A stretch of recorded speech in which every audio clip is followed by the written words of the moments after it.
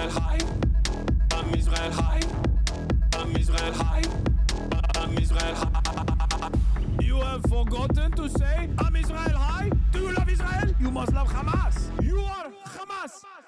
I'm Israel high. I'm Israel high. I'm Israel high. I'm Israel high. I'm Israel high. I'm Israel high. I'm Israel high. I'm Israel high. Oh, Israel not number one for you. Oh, anti-Semitism. Israel, small nation. Israel, tiny nation surrounded by scary Muslims. Ah, you are anti-Semitism. You are Hamas. You are Hamas. No politics here. Say Israel number one. Tweet Israel number one. No politics here. No politics here. No politics here. No politics here. No politics here. No politics here. No politics here. No politics here. Say you condemn Hamas. Say I'm Israel high. Say you condemn October 7th. You are Hamas. No politics here. No politics here. No politics here. No politics here. No politics here. No politics here. No politics here. No politics here.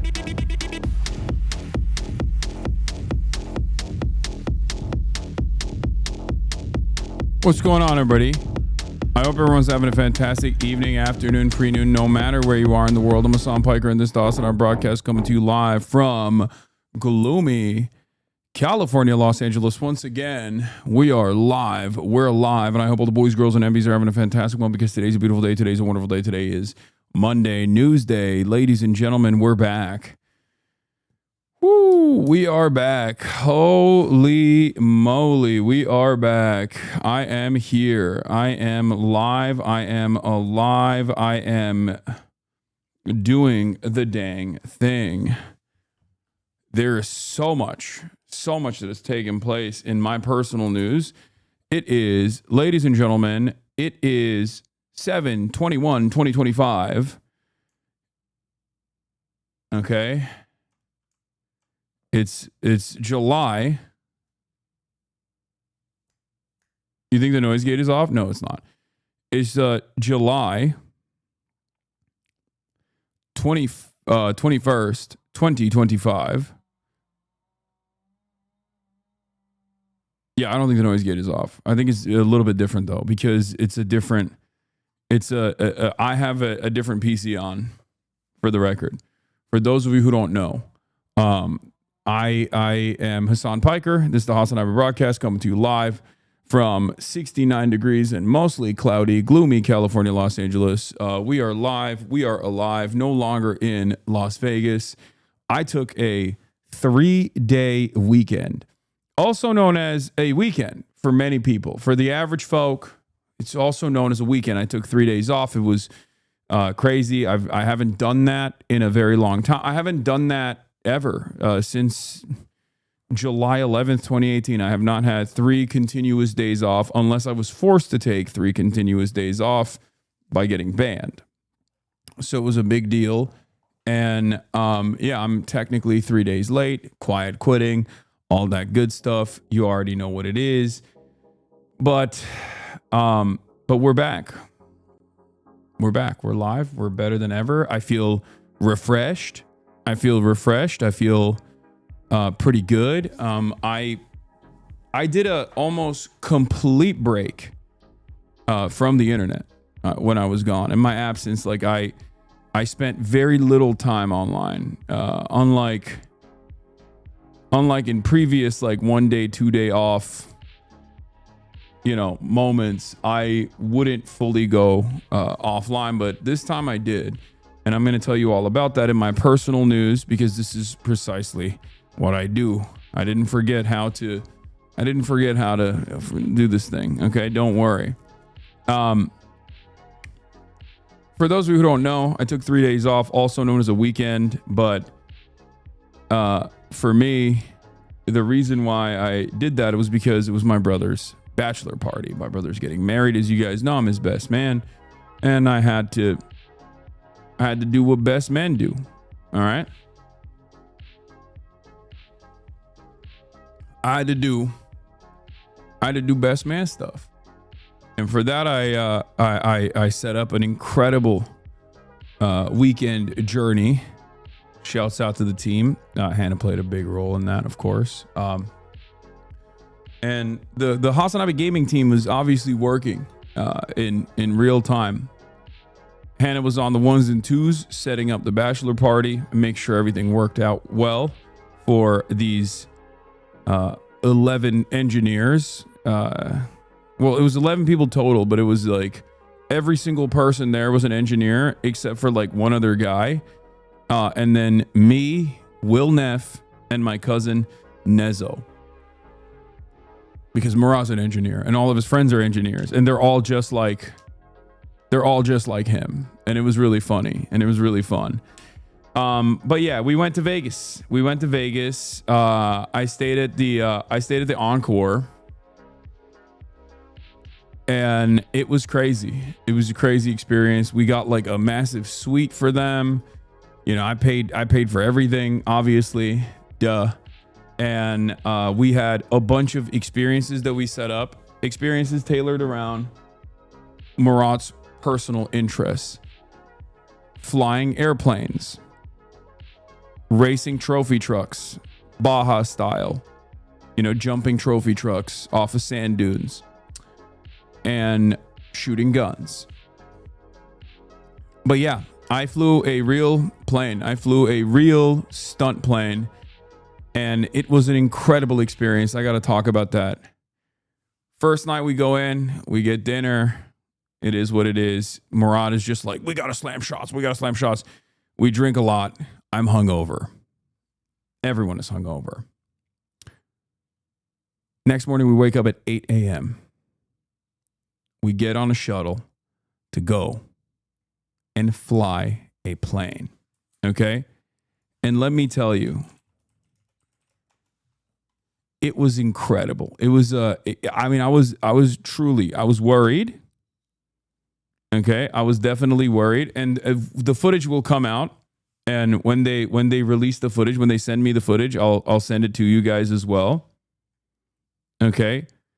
But no, we weren't drunk. We were just hungover and not feeling great. Okay. Obviously, we were not drunk. But these were real loggable flight hours with the FAA. Like, we just straight up flew these planes. Okay. A real stunt plane. This is it. This is what we flew. Okay. We did air-to-air dogfighting. This was the thing that we did. Okay.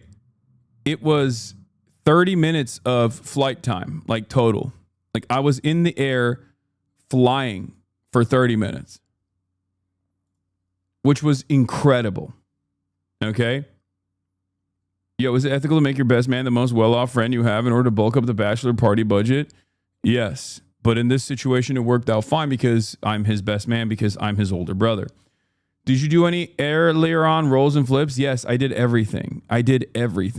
Okay? And let me tell you, I was piloting these fucking planes. I'm not even joking. Like, I need to explain this to you, because like, this is a place that's like, first of all, it just doesn't, the European mind cannot comprehend being able to just like fly a fucking plane out of nowhere, because I assume that there's pesky regulations and restrictions that stop you from doing so. Whereas in the land of commerce, okay, in libertarian paradise, America, the United States of America, specifically in Nevada, but also all around, they do this in like San Diego and shit too. You can just literally fly a plane without a pilot's license, because technically the person that's also on the plane with you, who lets you control the plane, he is a teacher. He's a flight teacher. So I guess there is this like weird space where if you are on a plane with a flight teacher, a certified flight instructor, you can literally just fly the goddamn plane yourself, which is crazy. Okay? It is a crazy, crazy situation. Like, I don't understand how this is I guess maybe it's just like an unexplored area. Maybe it's just like paywalled by design. So that's why they don't, like, most people don't do that. That's a learner. That's pretty much possible anywhere. Okay, but I don't know. I don't know how you're able to do this without any prior flight experience whatsoever. Like, I suspect that there's got to be, with a flight instructor, you have to at least have like prior flight experience, right?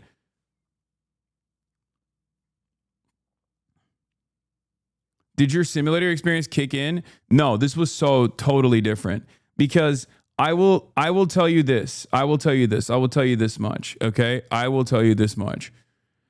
So this is the fucking plane. Okay. It's not very big. It's not a very big plane.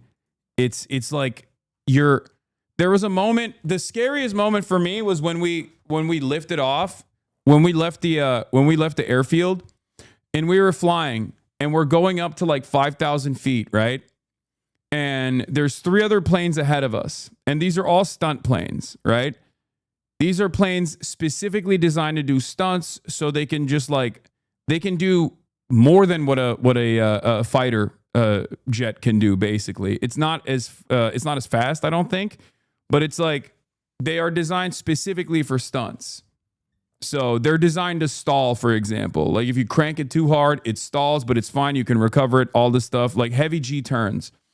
So basically, when we were flying up, there was a moment where I looked around, because you can see everything, right? Because it's like, right, this is all open. I was looking around. I was looking up, maybe like 1,000 feet above or a couple hundred feet above me were the 3 other planes. And I was looking down and I thought to myself, oh my God, I am currently in a fucking bicycle. Like I'm in a motorcycle in the air. How is this even possible? Okay. I'm literally floating in the air. It doesn't feel the same as like being on a plane. Okay. I have no fear of flight. I don't really have any fear of heights either.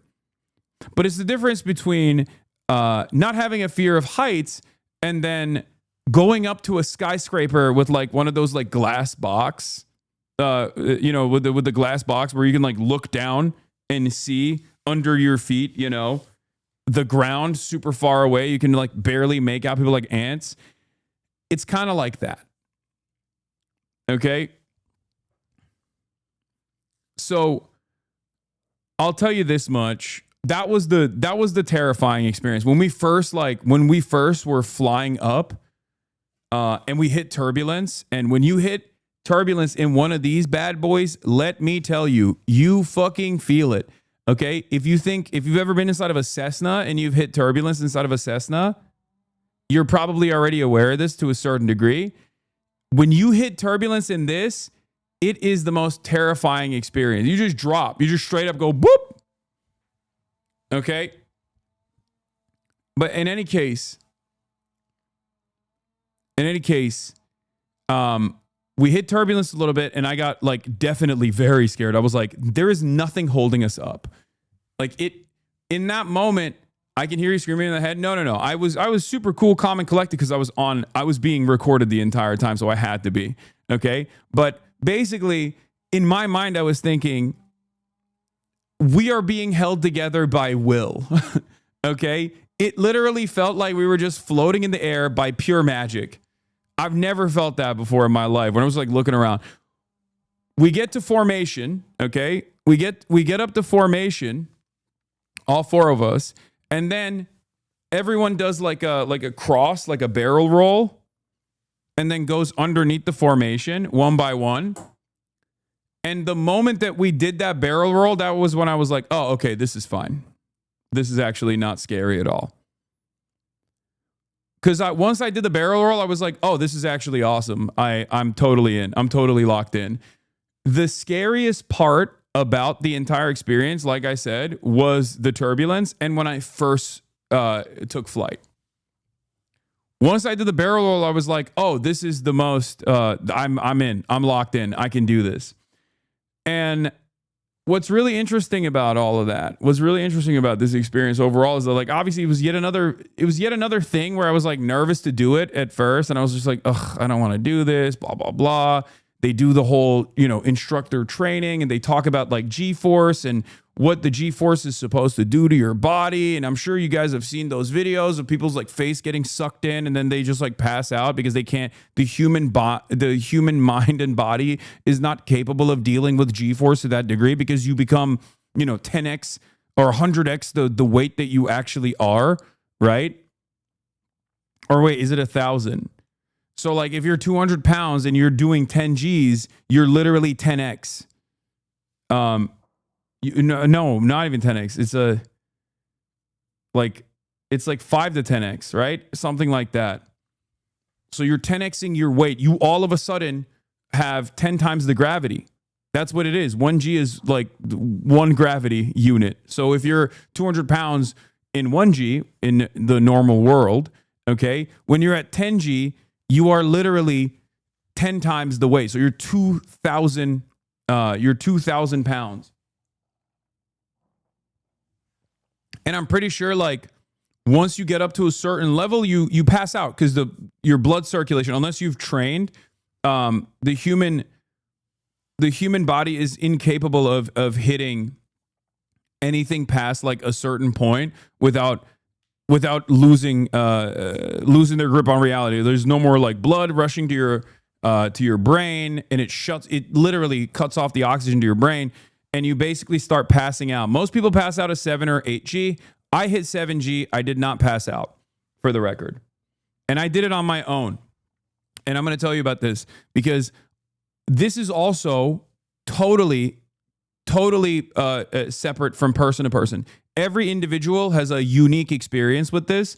Some people can't handle G. Some people can't handle like the flips and stuff. Like they get motion sickness. I don't know why. This was like sumo Hasan. If you guys remember when I just like locked in when I was sumo wrestling for the first time and it just felt organic, I swear to God, it fucking felt organic when I was flying this thing. I don't know how. I don't know why. I was legitimately worried because like I was too big for the plane. I was already too big for the plane, but basically what the moment that you go up there, they line you up, right? You're supposed to do dogfighting in the air, and it's like laser tag. The yoke has a trigger on it. Once you pull the trigger on the yoke, if you have the bead on the other plane, and you're only supposed to do it from behind. You're not supposed to do like head to head because obviously that could potentially do a collision, and you're not even supposed to do that in real world combat anyway. Or at least that's the way they explain it. So like the goal is always to get behind the other person, and have them on your sights, and then pull the trigger. And when you pull the trigger, if you actually successfully hit them, their plane will emit a cloud of smoke. Like it just like releases a little bit of smoke. It like auto triggers. It's a smoke pop. And then they simulate a downing by doing a barrel roll, all the stuff. So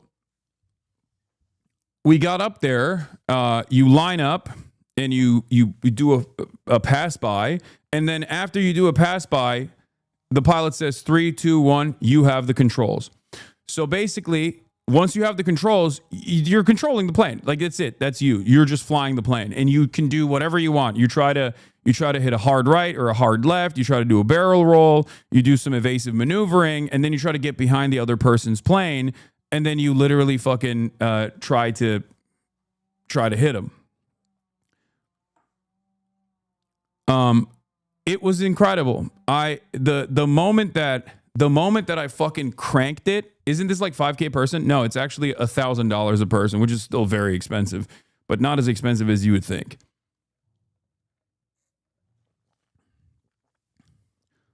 So basically, the moment that you crank that yoke, you pull it back and you go above and you hit and you see like the G-force on the there's like a odometer thing in front of you, and you just feel it. It is an incredible experience.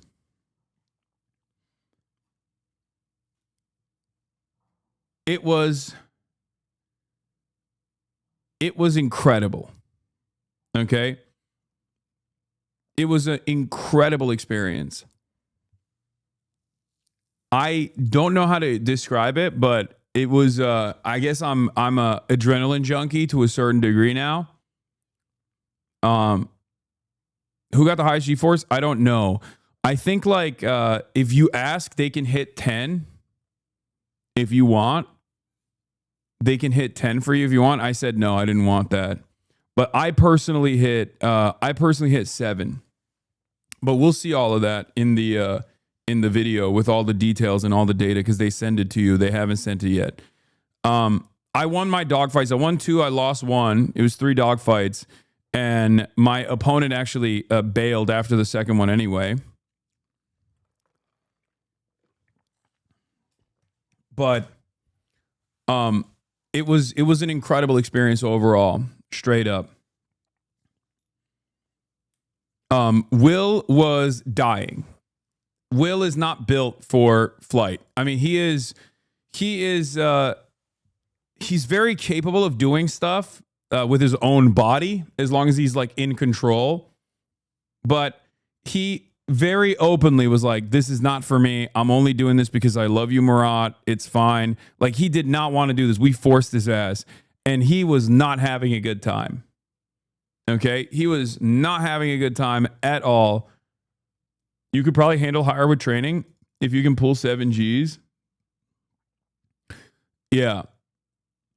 You know he would have lost 50% of fear in on a plane accident. How dare you? This is a land faring build? Yeah. It was incredible. It was an incredible experience overall. I realized that, like, for me, I get discombobulated easy when I'm in a pool and I flip, and I have no like cognizance of like where I'm at, like what the ground is and what the air is, you know, when I'm upside down and shit like that. So I was a little bit worried about that. I don't like being upside down. But when I was in the air and I had a target that I was trying to follow, that made things a lot easier for me because I was just locked in on trying to find where the fucking target is. And I wasn't thinking about anything else. I wasn't thinking about like cranking the yoke and then like what kind of impact that has on me. It was crazy. So whenever there's like I've realized when there's an actual target that I have to follow, then it was much easier. So, you know, just locked in and I did the damn thing. So that was an incredible experience. But then after that, it was everything else was just like there was a lot of drinking, there was a lot of eating. I ate so much. I'm actually on a 48-hour fast right now. I've been fasting since Saturday night. Basically, I went to bed early Saturday night, and then Sunday we went and we raced Baja cars, like trophy trucks. For those of you who don't know, this is what a trophy truck is. This was a very Murat experience. Like we went to this like we went to a yeah, these are trophy trucks. They're basically like Ford Raptors, but specifically designed for like jumping sand dunes and things like that. So I've been doing like a water and coffee fast for the past like 48 hours at this point since like Saturday night. So not 48 hours, I guess. Wait, almost 48 hours. But I'll be eating later today. I'll be finally eating a little bit later today.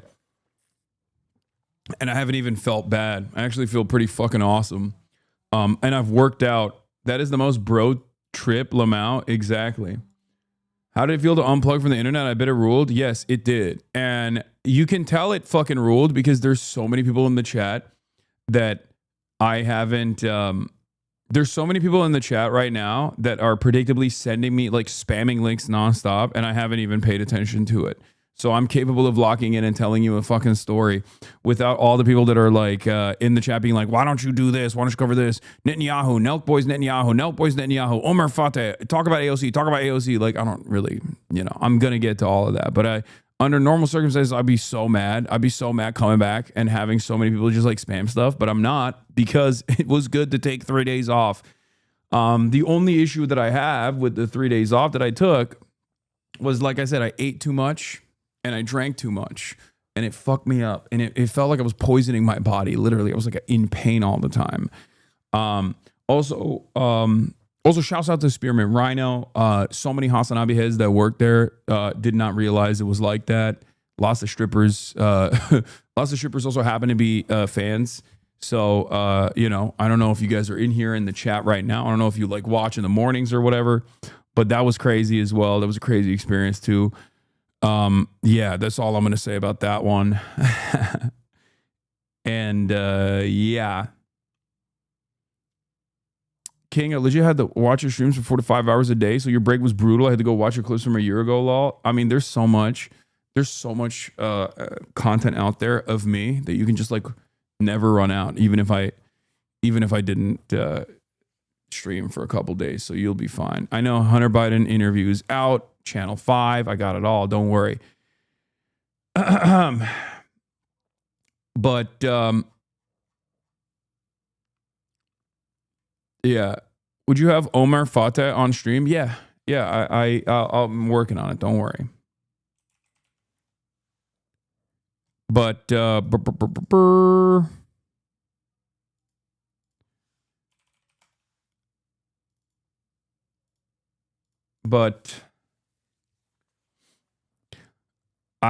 world didn't end, so that was cool. Will you fly again? I might fly again. I might actually do it again because it was definitely a lot of fun. I might do some. I don't know. Maybe I'm a adrenaline junkie because like I realized I was thinking about this because my brother is doing actual flight school, and he also drives motorcycles, and I constantly get on his ass about this. I'm like, dude, what the fuck are you doing? You're like about to get married. You're going to have kids one day. Like, what's wrong with you? You have so much to live for, and you're just like kind of throwing it around. And he was like, dude, you're the last person who can criticize me on this. Your job by design puts you in harm's way every single fucking day. Like, you're calling me an adrenaline junkie. You're a fucking adrenaline junkie. And I had never thought about it that way because I'm like constantly sitting here. So in my mind, I'm like, adrenaline junkies. No, that's when you like jump off of a fucking bridge and you do bungee jumping or skydiving. I had not considered that like, going to a protest and getting fucking shot at is also adrenaline junkie behavior, which I still think is not because it's my job. You know what I mean? But basically it was, I don't know. It's, I guess it kind of is in some way. Protest the bungee pump pipeline. Yeah, I mean, my point is, I do enjoy going out to protests and things like that, and I do enjoy how alive I feel when I go outside and am in a contentious situation, in a scary situation that maybe other people might not feel so comfortable being in, So, who knows? You were a little excited at being shot at, though? I mean, it's fine. It's not that exciting. Streamer to MotoGP racer. Yeah, I mean, the problem is I was going to do that. I was going to do GP4 for Squeezy, as you guys know. My French friend, Lucas, also known as Squeezy. I was supposed to do his GP4 tournament, but I was too wide to fit in the cars, Formula 4 cars, so I wasn't able to do it, which is the reason why it's Ludwig doing it in my stead with Michael Reeves, which is a great team, and that'll be a lot of fun. And I'm obviously going to be covering that and going to France for that, but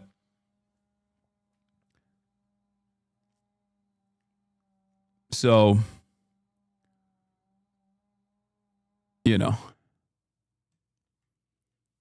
sorry if it's already been mentioned. You're going to cover AOC's pro-Israel vote. It's not in the title. No, I'm gonna shelter you from AOC because I'm gonna defend AOC. No, of course I'm gonna cover the AOC vote thing. It's very stupid and wrong. And what she did was ridiculous. And I'm gonna, of course, talk about it. It's a huge deal. Anyway, where else was I? What else was I saying? Oh, Will was adamant about going and watching this show called Awakening, and I thought it was gonna be corny and cheesy, and I like didn't. I'm not like a big theater boy, but we went and we watched it, and it was actually pretty good. I swear to you, the funniest person. Hasan didn't take edibles. He's the only one who didn't take edibles. But we were all there, and Hasan's like, I'm gonna fall asleep, dude. I'm gonna fall asleep. 20 minutes in, this fake ass real theater kid, don't let him tell you anything else. He's got the theater in his fucking heart, in the cockles of his soul. Dude, he's in there going, no, dude, I'm going to fall asleep. 20 minutes in, this was him. And he just kept going, I'm awoken, dude. I'm awoken. It was great. Dude, Awakening was phenomenal. It was. It really was. It was amazing. And we had a great time. I didn't even do any drugs for it, and I still had a great time, honestly. Yeah, I was awoke. As heck. Awakening. So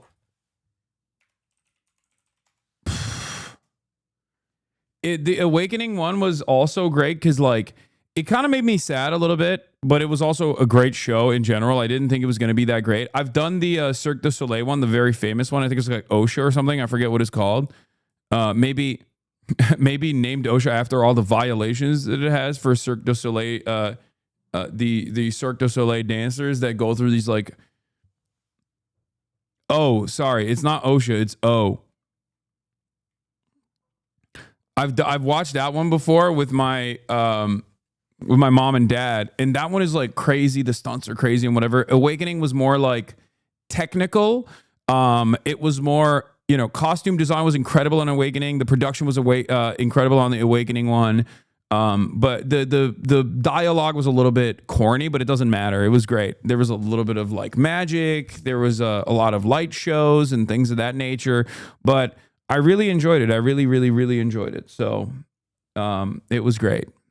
I told Will he needs to watch O if he liked Awakening that much though, because he would have loved O. So, damn,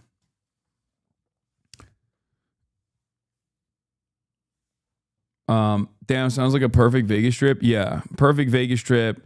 Lost a shit ton of money gambling, obviously, as always. And I didn't even get to gamble that much. I played poker for the first time ever. I didn't really like it that much because I'm a real degenerate. Here's the problem, okay? I'm a real degenerate, right? So as a real degenerate, I have to see the cards, the river. Yeah, the gray is still here. That's not an issue that we can fix with the new computer. That's like my alerts are busted. So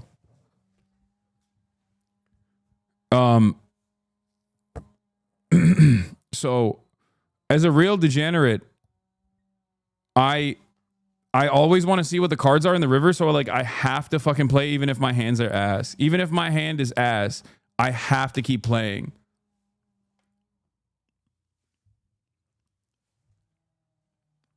And I know I'm not supposed to do that.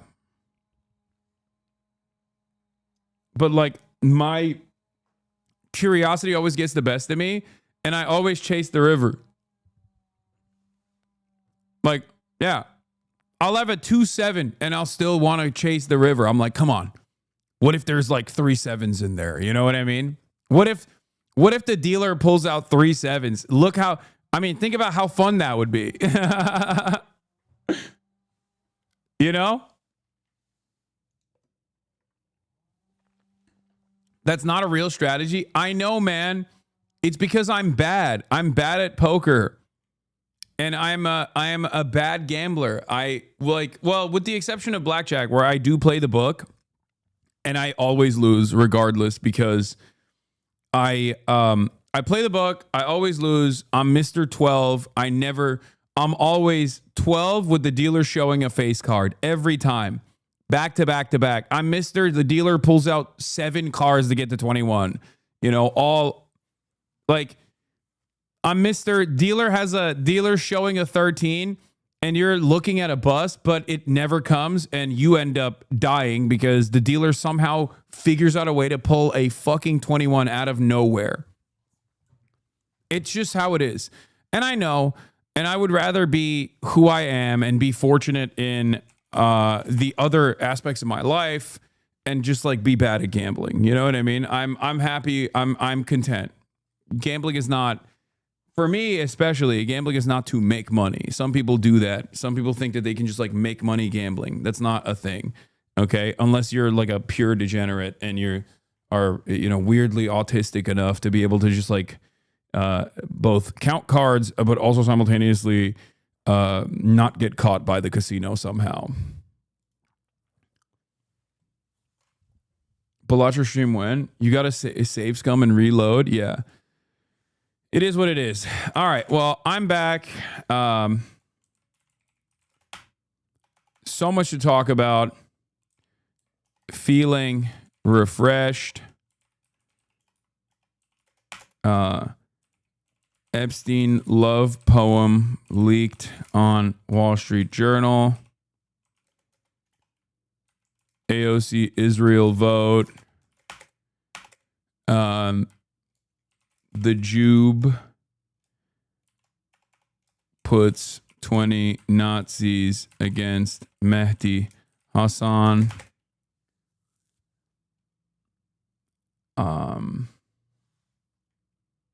3-hour-long Hunter Biden interview. Yeah, sure. We'll look at that as well. Okay.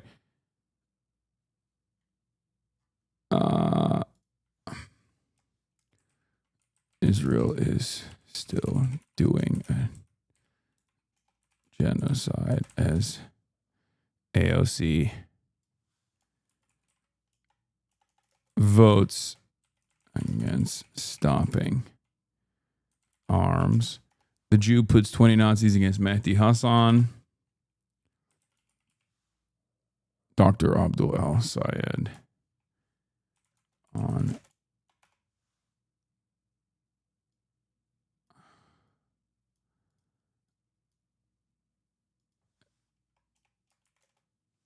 side. Hold on.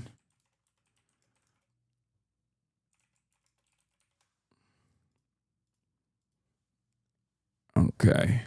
Oh. Abdul side on later. Get in now. I've been following up on Jacare as well in my absence, and it seems like everyone is healed, and I myself am healed as well. I was definitely I was in my most hungover moments. In my most hungover moments, I would just like see clips on the timeline, and I would feel healed myself personally, and it was great. It was fantastic. All right, let's blast it. Let's blast it. Let's blast it. Let's do it. I'm back, feeling refreshed. You already know what it is.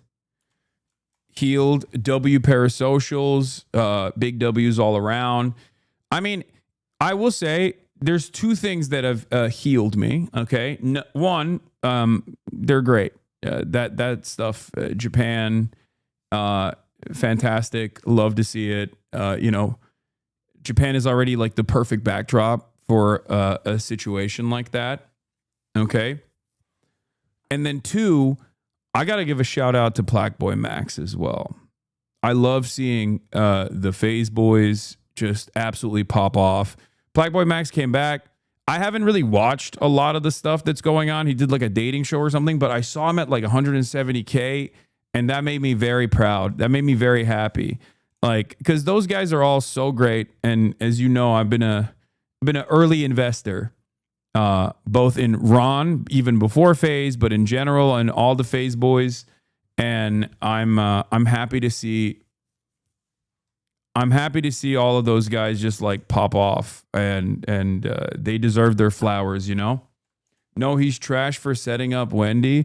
I don't know the exact details of any of the drama, so don't ask me. But it's a fucking drama show. It's supposed to be for drama.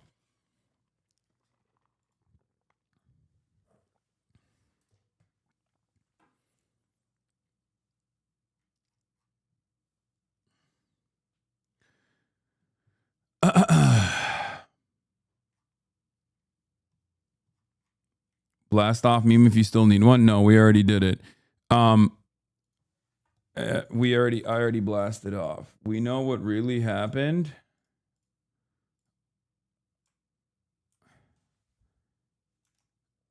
What the fuck is this? Hasan, what did you do? All aircraft grounded at JFK due to emergency? What the hell?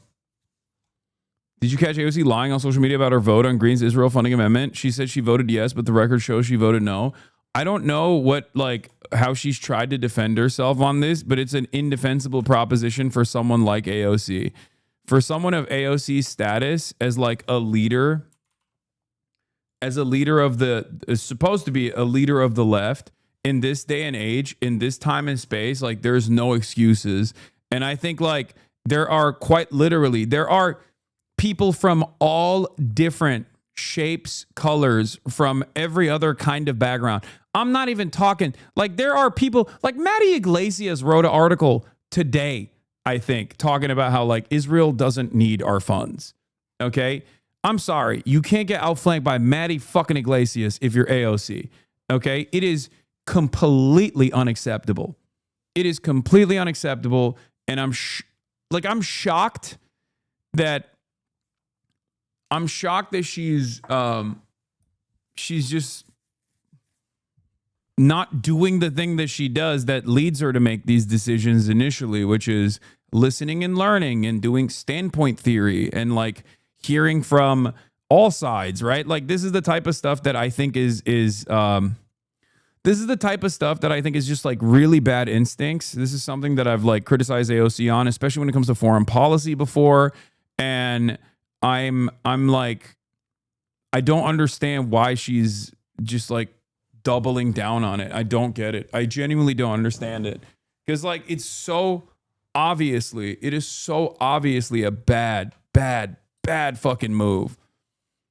It's ridiculous. Like this is the type of shit that you expect from like Chuck Schumer, you know what I mean? Not AOC. And yeah, it was everyone on the entire spectrum from, you know, RevComs and people like the ACP people, but like even liberals were like, what are you doing? mostly liberals love AOC and yet even liberals were kind of in awe of her decision on this. And did she get AIPAC? No. Did Bernie vote the same way? It's in the House. Bernie's in the Senate, but I don't know what Bernie would have voted for if given the opportunity. But these guys try to make a distinction between defensive weapons and offensive weapons. Okay, this distinction does not matter. It does not matter. Let's get started on the AOC situation, real quick. Does anyone have the initial like thing that started it? Because this was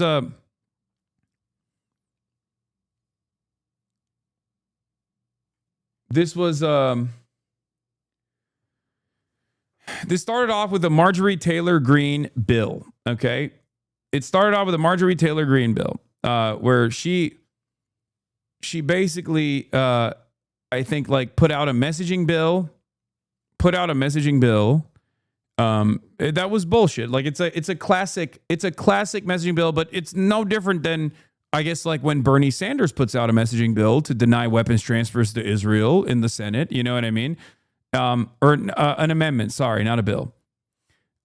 It was an amendment. Marjorie Taylor Greene's amendment to cut off offensive aid to Israel and also even defensive aid to Israel, which is completely oblivious. Completely irrelevant in this point of contention. So, but again, like I said, she basically pushed for this as a messaging bill in a way that is no different than like when Bernie Sanders does this. Bernie Sanders has tried to veto weapons transfers to Saudi Arabia in the past, knowing full well that it's not going to pass, but he's still trying to make an effort. Okay. And the same goes for Marjorie Taylor Greene. Marjorie Titan Greene, regardless of being a fucking right-wing sociopath who is perhaps cynically getting on the fuck Israel train, it doesn't change the reality at all, was pushing for an amendment to stop all weapons transfers to Israel, including defensive weapons.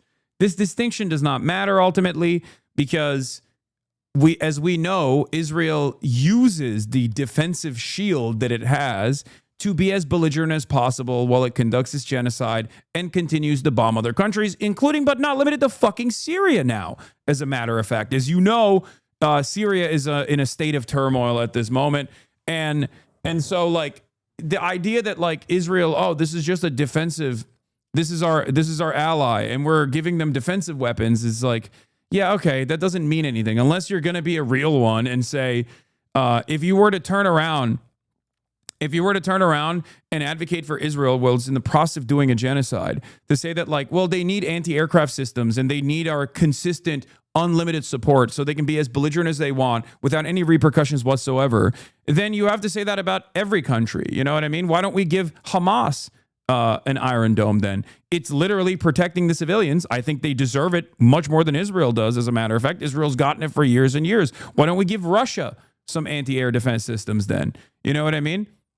Like, what do you mean? We're there? Do you think there's no civilians in Russia? You think there's no civilians in Gaza? Gaza is pretty much all civilians. What are we talking about? Mostly children, as a matter of fact. So unless you advocate to give, like, anti-aircraft weapons to Nazi Germany while it was conducting the Holocaust and doing World War II because there were civilians in the territories that we were bombing and we must, Nazi Germany has a right to defend itself, you can't make this fucking argument about Israel. It's ridiculous. It was completely ridiculous, okay?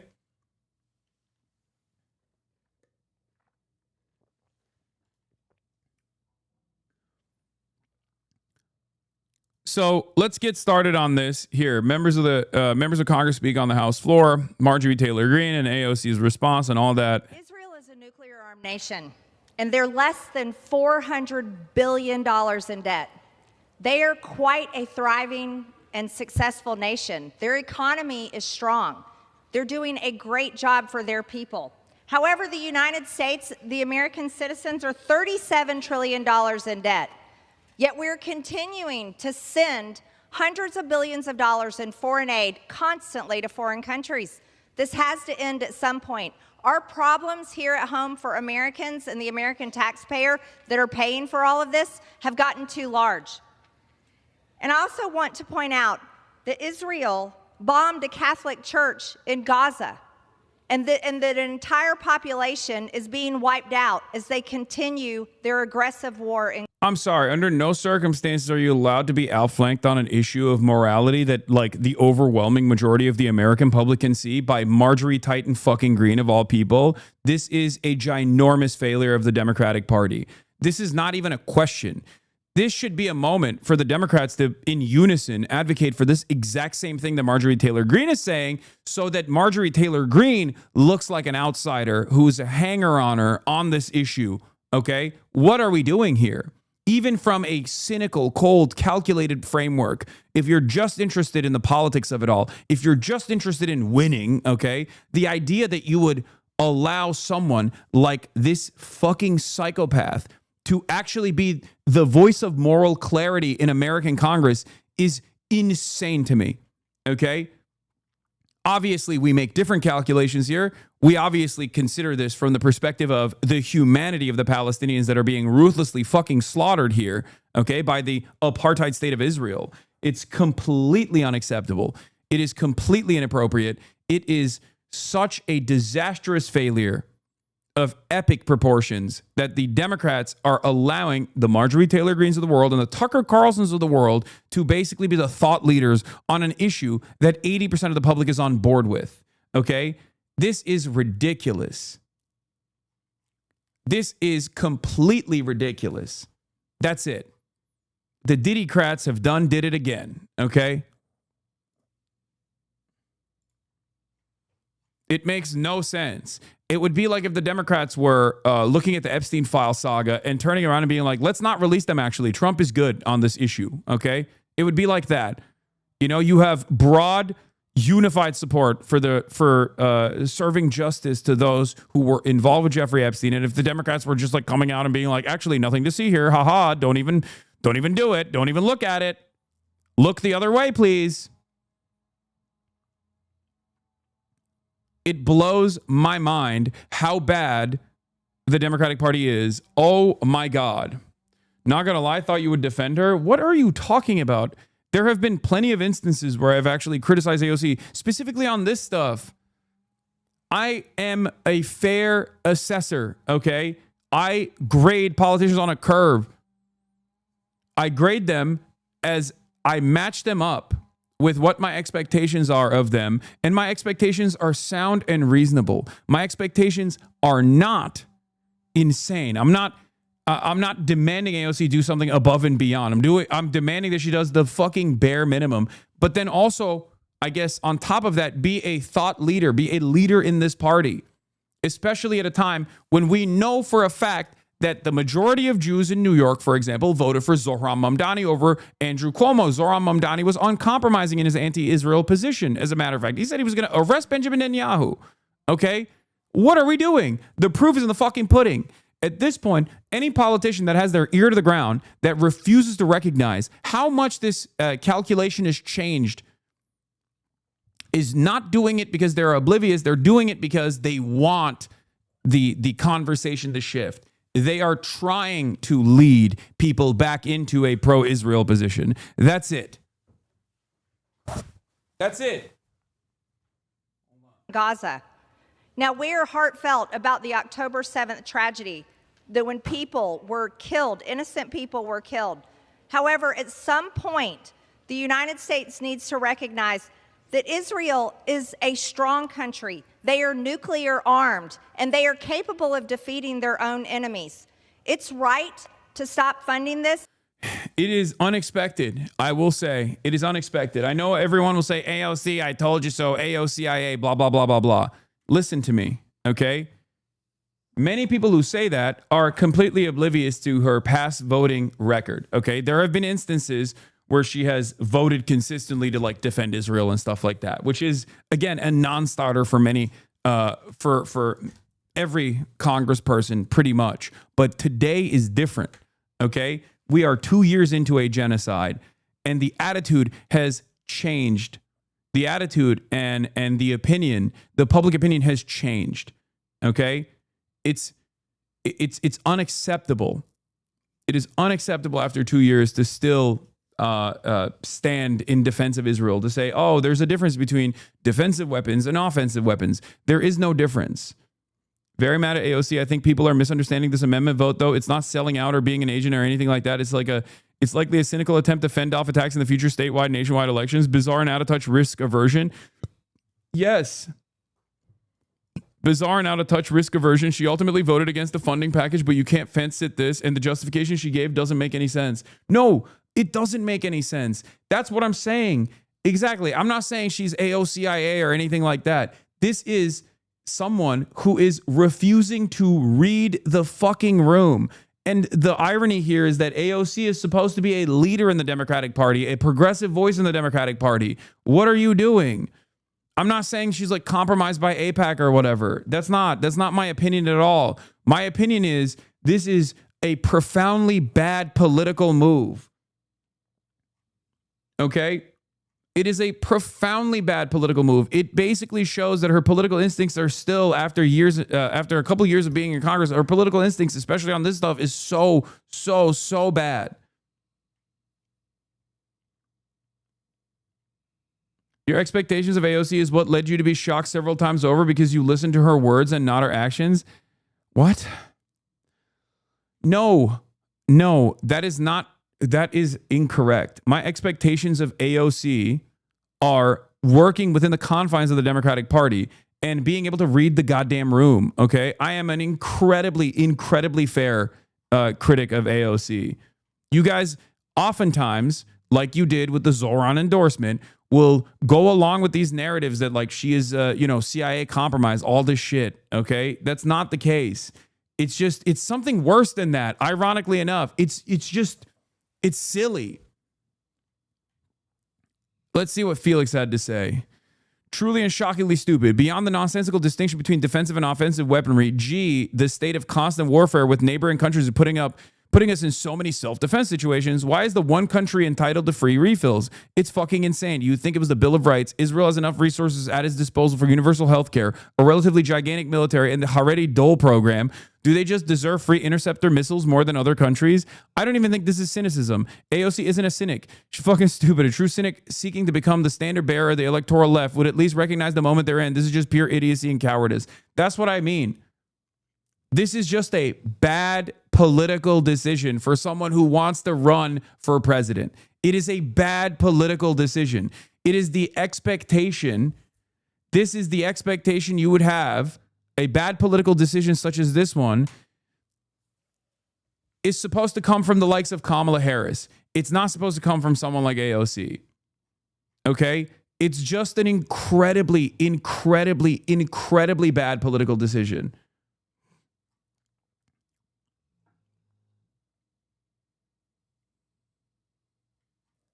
I think she's 100% running for president in 2028 and thinks AOC doesn't even support defensive weapons. It's just too much heat and impossible to explain to ADL fed a reporter, so is vibing through it, despite it making no sense. This, of course, doesn't justify the defense, but it's my read. Yeah, that's quite likely. But I think she's also such an article head that she's afraid of legitimizing MTG by voting on this. I think that Felix's assessment on this is entirely correct. She doesn't want to look like she's aligned with Marjorie Taylor Greene under any circumstance whatsoever. And she is way too beholden to like the old school woke, the old school woke people that work in these campaigns, that woke as a pejorative. Like, I mean, like rad libs, you know what I mean? People that are like, why would you go on the Joe Rogan Experience type people, which is just like, you need to be a shark. You need to be a shark. You need to be vicious. None of that stuff works anymore. We're in the post-Trump era. Okay? That's it. Fuck the rad libs. Who gives a shit?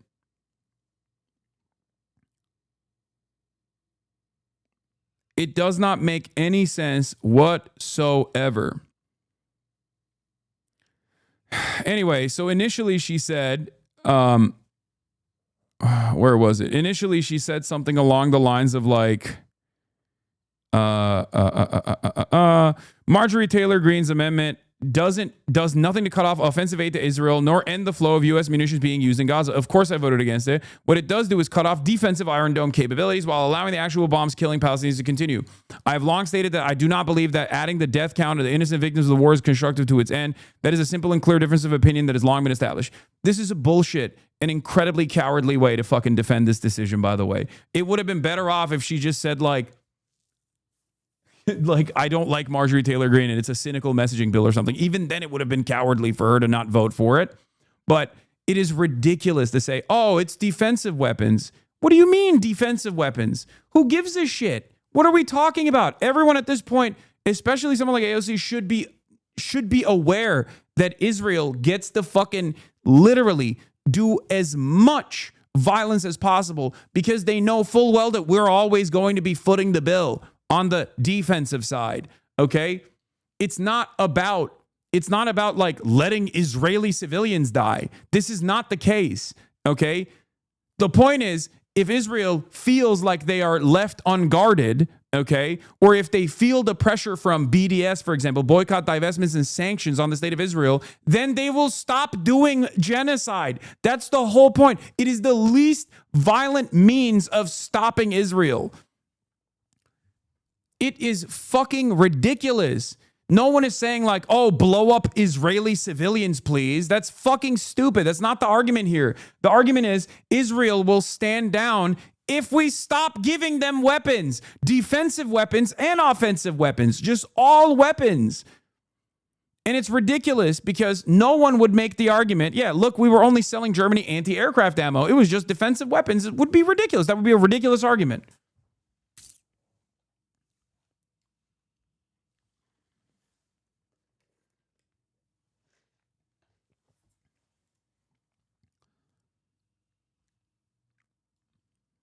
How are you this dense? If Israel was limited in defensive weaponry, it would be forced to choose diplomacy and over war to come to the negotiation table sooner. You think it'd be this reckless in Gaza if it knew hundreds of rockets were headed its way? So short-sighted is the case. That's it. Like, this argument is not a real argument at all. This argument is an argument that you take if you are still trying to exist in the old world, okay? In the old way of politics. This is pre-October 7 politics. This is Bernie Sanders pre-October 7 being like, well, you know, Israel has a right to defend itself. It's done. That's over.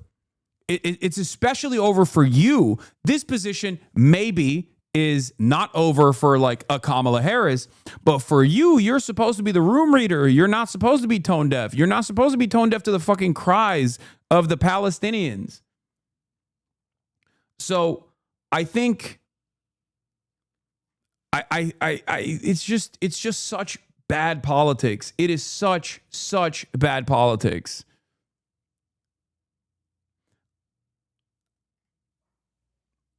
And then to make matters worse, she's also doubling, tripling, quintupling down on like attacking the left, which is only going to draw more enmity because like it's not even a good issue to criticize the left on. Because this is the one time when like liberals are fucking on board with this. You know what I mean? This isn't like oh, why aren't you advocating for seizing the means of production and or why aren't you advocating to like fucking do military intervention in Israel or something? You know what I mean? Like, that's not like the expectation here is for you knowing full well that this bill is not even going to this amendment is not going to pass. Still, as a strong advocate for human rights, to turn around and say, I don't like Marjorie Taylor Greene, but I think that on this issue, we have to cut off weapons aid to Israel. That's it. Defensive, offensive, doesn't fucking matter. All aid. That's what sanctions are. What are we doing? We're supposed to be advocates for boycotting and we are supposed to be advocates for boycotting the state of Israel, for demanding sanctions to the state of Israel, for demanding divestment from the state of Israel. This is a part of that process. If you can't even do that, then what the fuck are we doing? I'm sorry, guys. This is completely ridiculous. This is way past my fucking red line, especially for someone like AOC. Way past my red line. And the reason for why I said this, and I'm just some fucking random commentator, okay? Who the fuck am I, right? I'm just some dumbass. Who cares what I have to say and think on this? But like, this is way past the red line for that reason. Because none of these things are pushed for so we kill Israelis, okay? We push for this so that Israel cannot maintain its current campaign of bloodshed, unlimited bloodshed, because we all know that Israel will stop before it gets to a point where they put themselves in harm's way. And it does not, like, this is bad policy. It's immoral. It's morally repugnant policy. Okay? But worse than that, it's fucking bad politics. It's such bad politics. Okay? It's incredibly bad politics. In this day and age, in this time, to stand as a voice of progress, as a voice of the progressives in Congress, as someone who's most likely going to run for president, I've said this before about AOC, like, she should never respond to Instagram and to people online, okay? She should never do that. One takeaway here is that AOC is way too online. She's getting upset over the narrative among Twitter leftists and hyper-focusing on the bad faith inaccuracies about her rather than the larger problem that she voted against defunding the Iron Dome. Google is free. If you're saying I voted for military funding, you are lying. Receipts attached. Drag me for my positions all you want, but lying about them doesn't make you part of the left. If you believe neo-Nazis are welcome and operating in good faith, you can have them.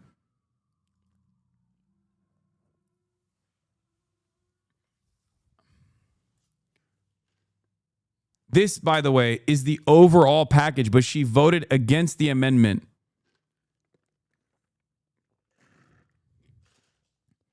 And not only did she vote against the amendment to cut off Iron Dome funding to Israel, but then also on top of that, she turned around and defended the position by claiming that this was, a way to stop civilians from being killed. Okay? A way to stop Israeli civilians from being killed. And it's like, that's not the point here. Okay?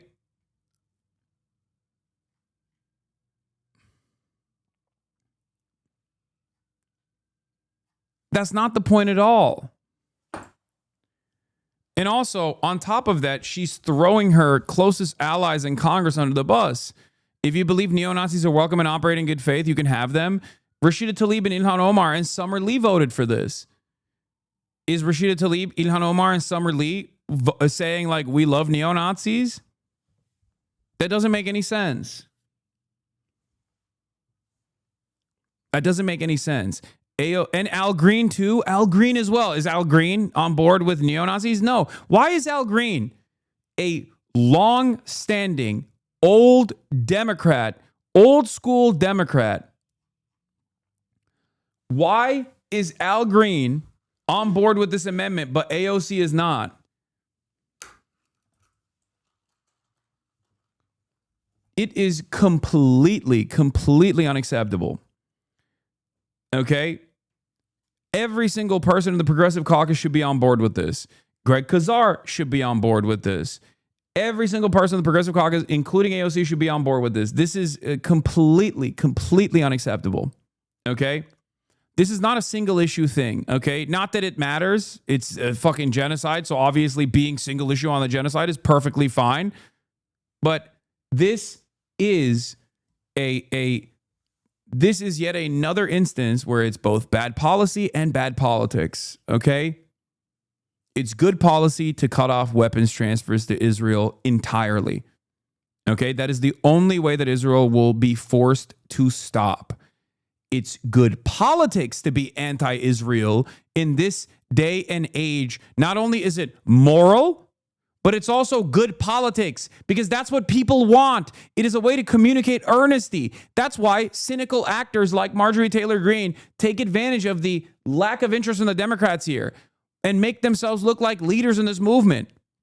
I think they're not entirely wrong that the pulse of the country is not yet at the removed defensive system stage. They will get there eventually, but this stupid fence sitting makes no one happy. No, that's ridiculous. There's a way to communicate this, okay? There is a way to communicate this. You're wrong. Okay, I think Marjorie Taylor Greene is unironically closer to the fucking pulse of the average person than AOC is on this issue. It is shocking to say.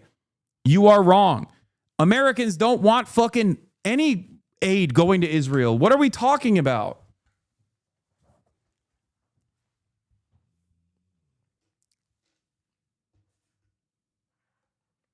It's gone. It's done.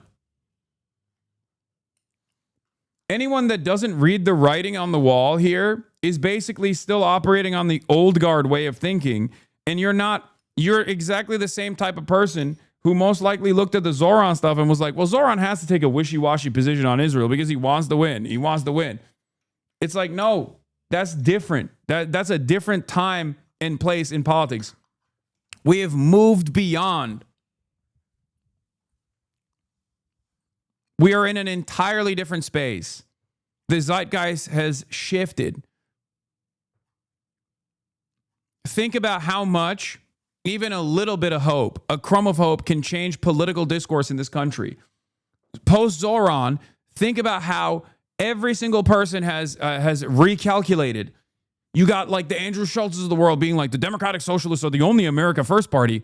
Like, think about that. How did that happen? How did that happen? How did we get to a position where the Democratic Socialists are seen as like the saviors of the Democratic Party by a broad Democrat Party voters and the base of support? The Debras, the Barbaras, all of these people have decided that saying fuck Israel does not matter. And now MAGA is dominating the fuck Israel tip. It's crazy.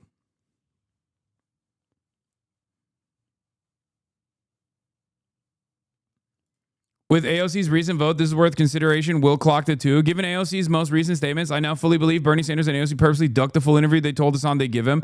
I don't buy that they were running behind on schedule or whatever. I never did. I think they used him. Will clocked it too. That situation was weird. I was willing to give the benefit of the doubt, but come on, this is no shade to Hasan, and I could be wrong, but my instinct from that whole interaction was that they used him for his audience and never planned on giving him the push giving him time to push him on anything. I don't think that's the case. But I mean, look, it's, you know, I haven't had them on since then. So who knows? No, they had a speech. I don't think it's the case for this particular situation.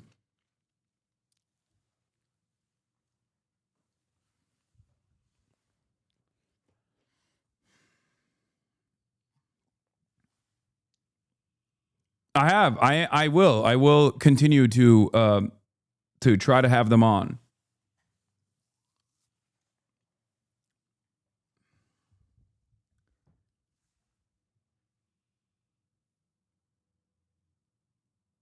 Anyway, she bailed on you at the DNC. Don't fall for this shit. No, that's not the case. Yeah, Bernie's private messages on Israel was also fucking terrible too. I didn't get a chance to talk about it either, but I mean, look, Andrew Cuomo, here's with audio, okay? Andrew Cuomo is at a Hampton synagogue talking about how he lost because Jews voted for Zoran.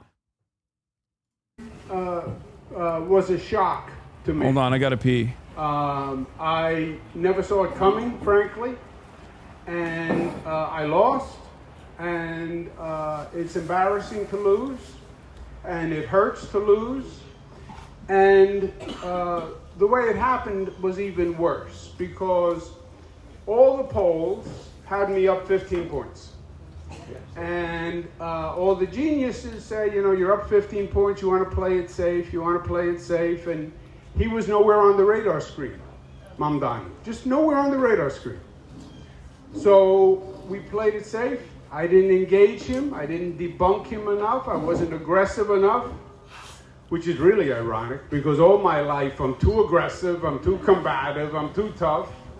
And then on election day, there was an historic turnout that nobody has ever seen anything like it. There was an explosion of the under 30 vote. Under 30 white socialists who voted 3, 4, 5 times what anyone had ever seen. And that totally changed the numbers. There were about 100,000 young under 30 who had never voted before. I lost by 100,000 votes, 400,000 to 500,000. The young people who came out, they were socialists and they were pro-Palestinian. And I would wager that in that primary, more than 50% of the Jewish people voted for Mamdani. Yep. This is the first time anyone has even recognized that Zoran won the Jewish vote in the most Jewish city after Tel Aviv. Okay? With the largest Jewish population. More than 50%. Because with those young people, the under 30 people, they are pro-Palestinian and they don't consider it being anti-Israel. I am, as you know, 100% supportive. No, they do. Plenty do. The difference is they just don't have an issue with being anti-Israel. Because why should they? Why would they? It's a fucking state, dude. It is a state, and it's a Nazi state, as a matter of fact. That's the point. No, maybe in the first couple of months after October 7, there were a lot of people who were like, oh, I just, I'm not anti-Israel, but also I think, maybe Israel is doing some war crimes. But we've pushed past that point at this juncture. We are so far behind.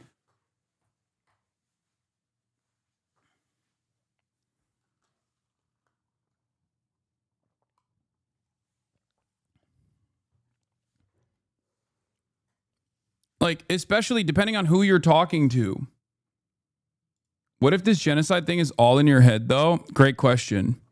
Don't think Trump or the UK like genocides or killing babies seem unlikely. Maybe you're just mistaken. Yeah, no, totally. Trump hates genocides. You're right. My moral compass is Donald Trump. If Donald Trump doesn't think this is a genocide, then it must not be. Thank you. Or the UK, which is even funnier. They do love child murder, first of all. They love it. Our entire countries were designed around it. 13 colonies for the UK, America, indigenous genocide. We did it. The difference is we did it hundreds of years ago, whereas Israel's doing it right now in broad daylight, in real time, and you can watch it unfold, and you can talk to the people who are literally victims of it. There's a horrible counter argument, chatter.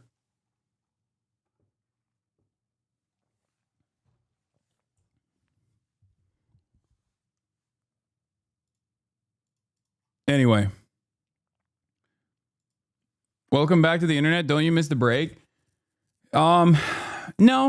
I mean, I expected this. I expected to be here. I expected to come back. I think I'm dealing with the ridiculous reactions coming from people much better.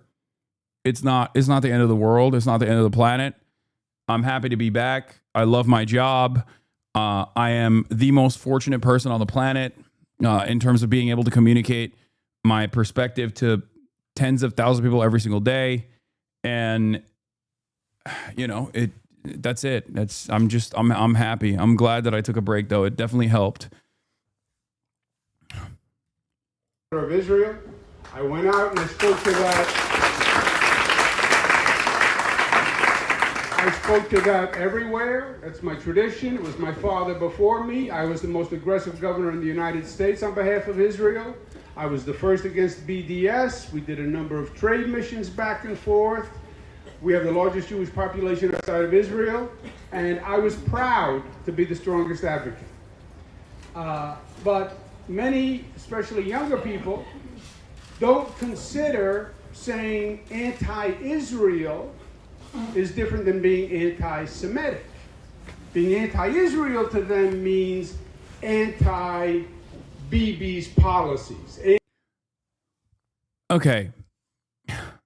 These guys are playing catch up, okay? This is the broad point, though. Yes, being anti-Israel means being anti-Benjamin Netanyahu's policies. That is definitely the most common attitude.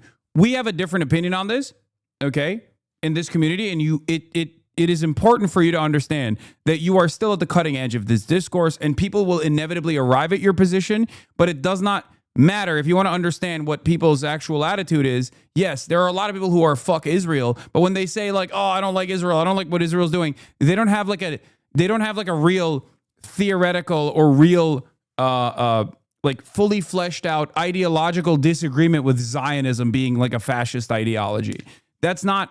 You have that opinion because you watch me. You have that opinion because you have done at least some level of reading into the matter.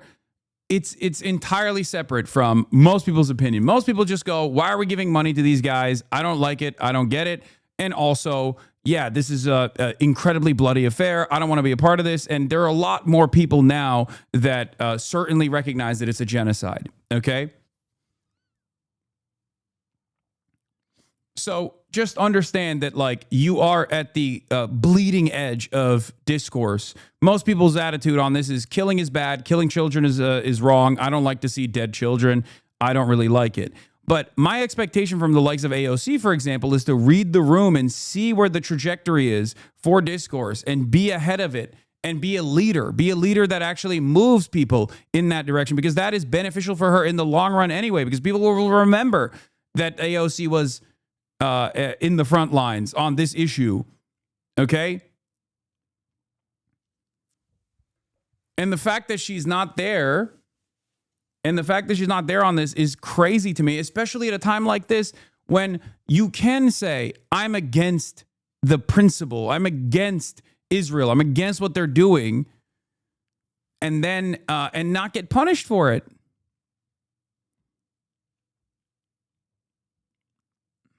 Anti-Israel government policies. And they are. And they are. And they were highly motivated, and they came out to vote. And that totally distorted what was expected. And in many ways, it was a national wave that has been building. This socialist wave in the Democratic Party, this AOC, Bernie Sanders going across the country, the No Kings, brought out hundreds of thousands of young people at rallies all across the country, basically fueled by anti-Trump. But anti-Trump then fits with socialism, then fits with pro-Palestinian, and he was the perfect vehicle for this under 30 wave. I mean, he is incredibly reactionary. Like the No King stuff is like socialist is hilarious. Obviously, like he sounds like a Republican because he is a Republican, okay? Anyway, at Hampton Synagogue this morning, Andrew Cuomo said he didn't debunk Mamdani enough. Cuomo added that Mamdani got more than 50% of the Jewish vote. David Grossman says, assuming this is true, what would it mean if a clear majority of Jewish voters in the most Jewish city in America, in the traditional Jewish party, voted for a candidate who the Jewish establishment orgs told them was anti-Semitic? Hard to think of a more forceful rejection. You don't even need the majority in this situation. Okay? Even if you got like 40% or 30% of the Jewish vote, that's still incredibly, that is an incredible, that is a incredible debunking of the fucking narrative that like the Jewish orgs that are invested primarily in defending Israel unconditionally in this time and in this day and age have any sort of real motion amongst the Jewish voter base in the Democratic Party, which remember, the Democratic Party, 75-25 votes. The Jewish vote goes 75-25 historically to the Democratic Party. Okay. That's it. So when we talk about the Democrats being 80-20 on giving weapons to Israel or recognizing the genocide that Israel is doing, we're talking about a whole lot of Jews too. Okay. That's it. 75% of Jews historically vote for the Democratic Party, regardless.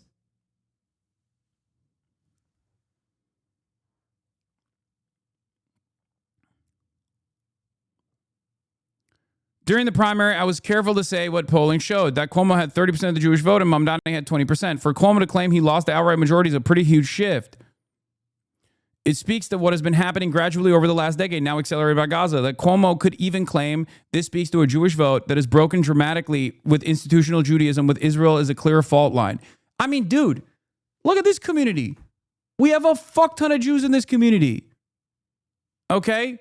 There is a generational split here. I've been saying this since October 7. Okay? There is a generational split, and it's not different for Jews either. Okay? That's it. That's it. This is not about Judaism.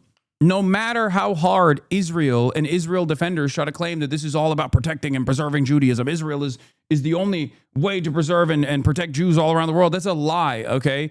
No matter how much people wishcast that into oblivion, it is very clear that young Jews, just like everyone else, have seen the death and the destruction and have made up their own minds. And they're like, I don't want this to be a part of my identity. It's perfectly understandable to not want to be associated with a fucking neo-Nazi enterprise like the State of Israel.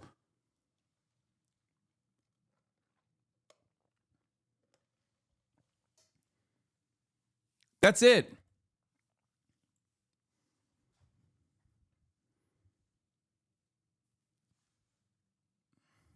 It's crazy. Nelk went on full damage control for hosting Netanyahu and are currently on live pleading with their fans, and some of their fans asked them to talk to Fuentes, and he pounced on the opportunity to send their platforming literal Nazi opposition to Netanyahu DM Steiny. I know. Steiny's been blowing up my phone since the BB interview took place. But I haven't had time to respond. But I'll talk to him. I'll talk to him when I have time.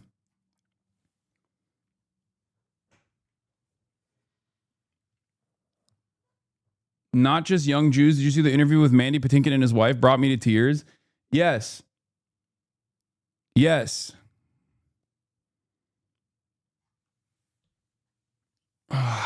They're not going to have Nicholas Fuentes on, dude. Don't be ridiculous. All right.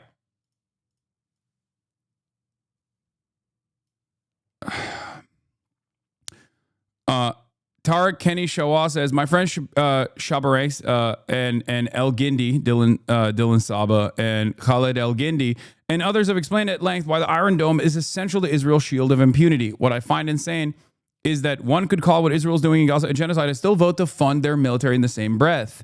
If you believe Israel's committing a genocide in Gaza, and that is the word AOC has used, giving even a single dollar to the military committing the genocide is an explicit act of support. Cutting a genocidal entity off from any type of funding / support should be the bare minimum, which is the truth. That is the truth. It is bare minimum.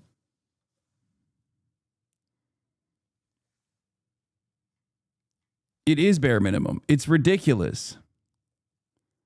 Hold on.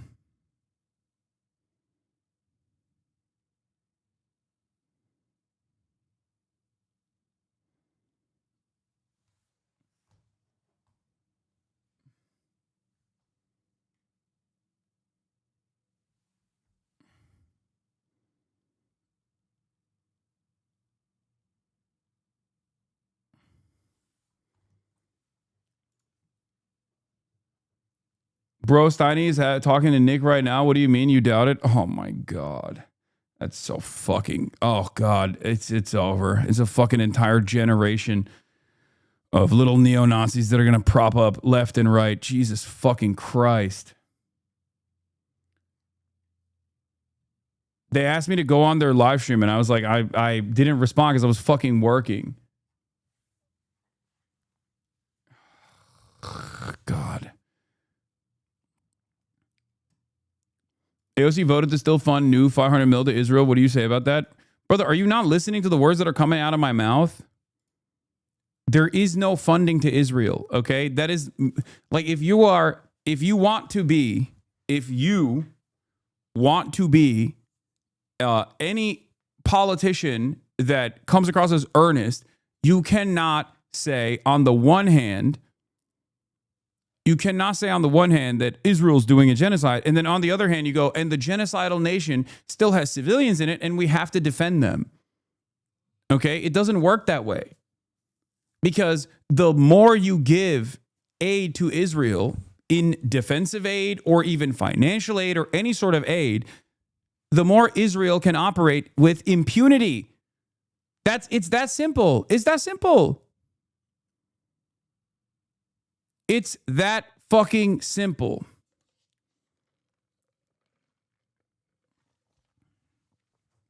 That's it. To be clear, should not vote for the funding. Doesn't make our stupid and bad vote any better. I think that if you're not gonna vote for the funding, for you to come out and take a decision like this one makes it even dumber against one of the amendments. Okay?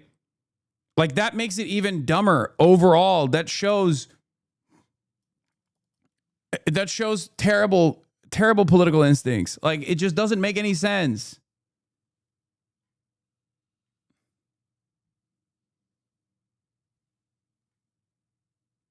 That's it. You're ultimately not even fucking... And then on top of that, to come out and defend it too, and to be like, Israel has a right to defend itself, is ridiculous. No, it does not. It does not. It does not. It does not. If they want to defend themselves, they can do so with their own fucking weapons. We've already given enough. Okay? The idea that, like, Israel has a right for us to defend it whenever it does incredibly violent things to every other country in the region is fucking insane. It's not... It's just so beyond the pale. It is such a ridiculous fucking thing to say.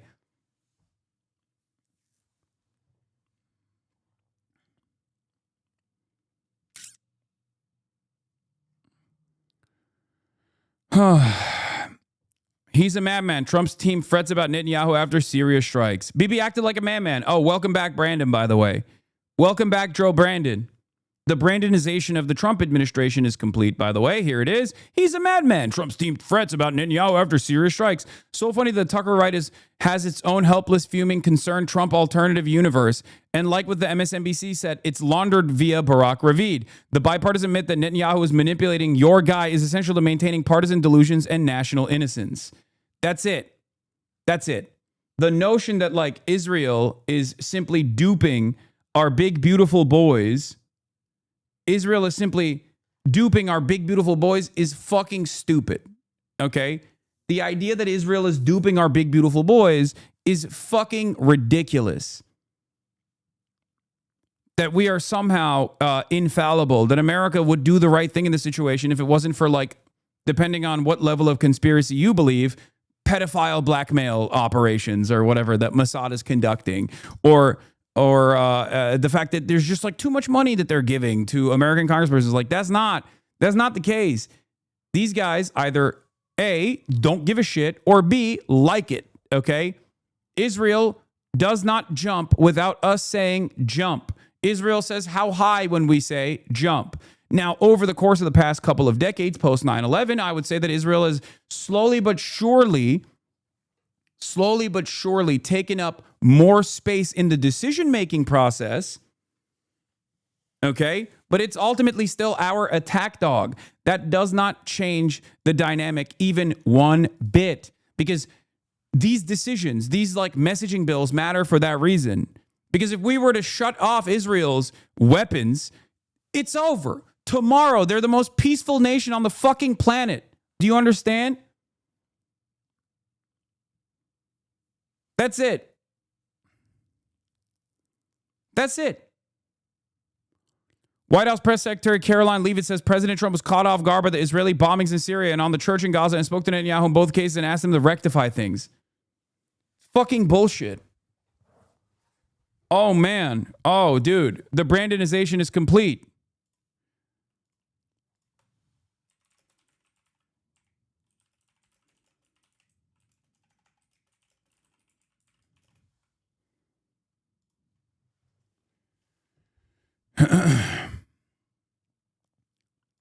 Is Israel like a U.S. client state then? Israel is an extension of the United States. Israel is more than a client state. It's basically just a state. But having said that, Israel has slowly but surely, especially accelerated under the Biden administration and continued under the Trump administration, or I would say it accelerated under the Trump administration Trump 1, has taken the driver's seat and is now leading American Middle Eastern policy as opposed to simply being a vessel or a vehicle for America's interests in the region. Okay? In the past, it was a U.S. proxy, and slowly but surely, because of its importance, bad take, cutting off weapons is not going to stop their bloodlust. They will easily turn on someone else and continue by their own means. Peace is not in their vocabulary. That's not true. This is the most idiotic argument of all time. If that was the case, Israel wouldn't spend billions of dollars manufacturing consent in American media and also through all of these like groups, all of these like advocacy groups. You're out of your fucking mind. You are delusional. America has supplied Israel 70% of all defensive and offensive weapons used since October 7 have been supplied by the United States of America. Without us, Israel would not be able to do anything. Okay? You are deluding yourself. There is no one else Israel could go to. And in such a short period of time, as a matter of fact. No one. It is ridiculous. We are the country that allows Israel to be as violent as possible. And this is a lie that people tell to themselves. Oh, it wouldn't stop their bloodlust. Okay, then we'll fucking invade. Okay? Because I've explained this a million times over. First, it starts with boycott, divestments, and sanctions. Okay? Let's say America says, we're stopping offensive weapons transfers to Israel. You have to stop. Israel says, we're not going to stop. All of a sudden, they don't have enough weapons. How are they going to continue? But let's say they still have enough in their stockpile, and they continue doing this after we said stop. Then come the sanctions, economic sanctions that Israel would choke the Israeli economy without constant American aid, without constant American intervention in the Israeli market, it's over, right? And let's say they still continue. They say, no, we have so much bloodlust. Okay? We have to kill more Palestinians. It doesn't matter. We'll kill ourselves. Okay.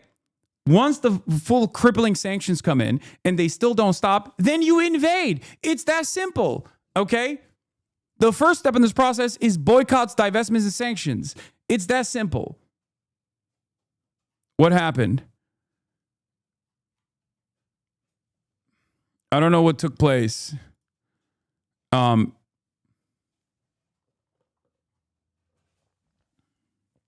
It was a weird graphical glitch. Purple screen. Okay. Regardless. Listen to my words. Okay. Listen to my words. It never has to get to that point anyway.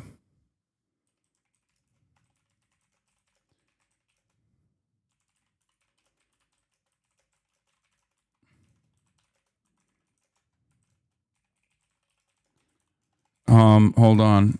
I'm tracking the errors as well.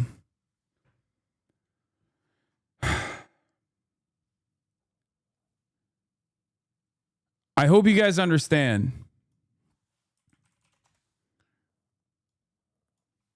This is the reality. Reagan called Israeli Prime Minister Benjamin Bain. No, I know. That part doesn't even matter. Yes, in the past, America has also, even Joe Biden has actually stopped Israel's bloodlust in the past. It's ridiculous to say that this is not the same dynamic still doesn't exist. Joe Biden in 2001 stopped Israel's siege with one phone call.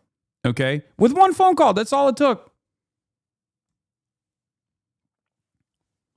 Anyone who acts as though Israel can continue this genocide without American and Western support is deluded, is lying to themselves. Okay? You are lying to yourselves. I don't know why, but it's just not the truth. Oh, 2021. Sorry, did I say 2001? Joe Biden stopped Israel's siege in 2021 with one phone call. That's all it took. Ronald Reagan did the same. George H.W. Bush did the same. That's all it takes. That's all it takes.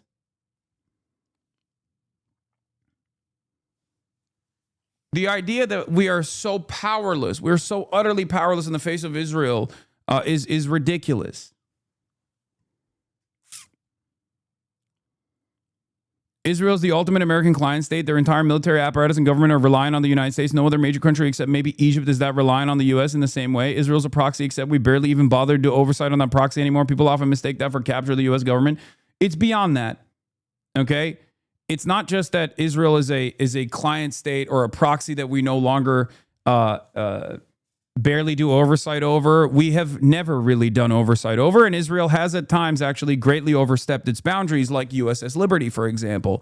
But the reason why we kind of allow that is because of the importance that Israel holds for American interests in the region, whether it's a Cold War ally that we desperately need to make sure that we fucking squash and stamp out any sort of like pan-Arabic nationalism that might actually manifest itself in the region that could turn into, dare I say, socialist policies and allegiance to the USSR. These were all incredibly important historical reasons as to why we have allowed Israel to overstep and do things that no other country, no other client state would be allowed to do. Now it's different. After years and years and years of propaganda and advocacy groups taking root in American society, Israel's gotten far too comfortable. Israel also now is directly in the driver's seat. Okay? Instead of the American State Department telling Israel, like, it's okay if you do a little bit of violence here, but, cut it out now.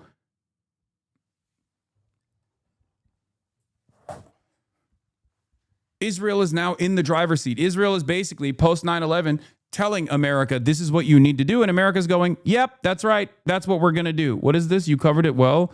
How many countries support Israel? They could avoid the sanctions by receiving a sub from other countries so they no longer see the ads and continue the... Okay, dude, Jesus Christ.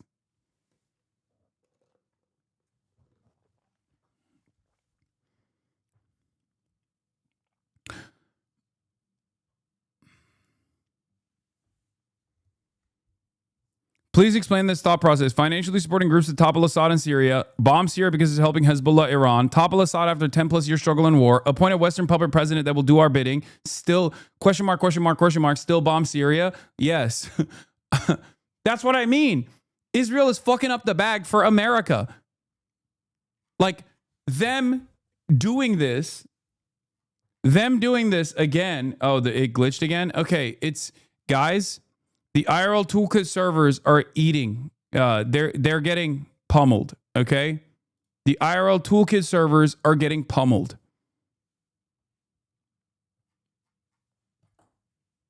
This is the best possible option that we have at our disposal currently.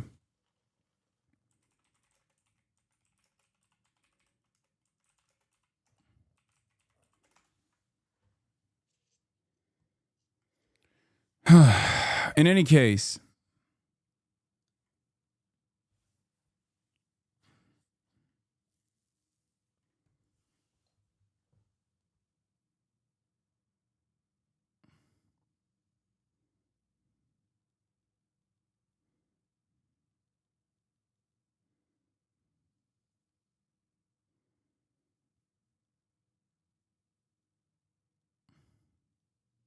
hold on. Interestingly, no audio loss at all.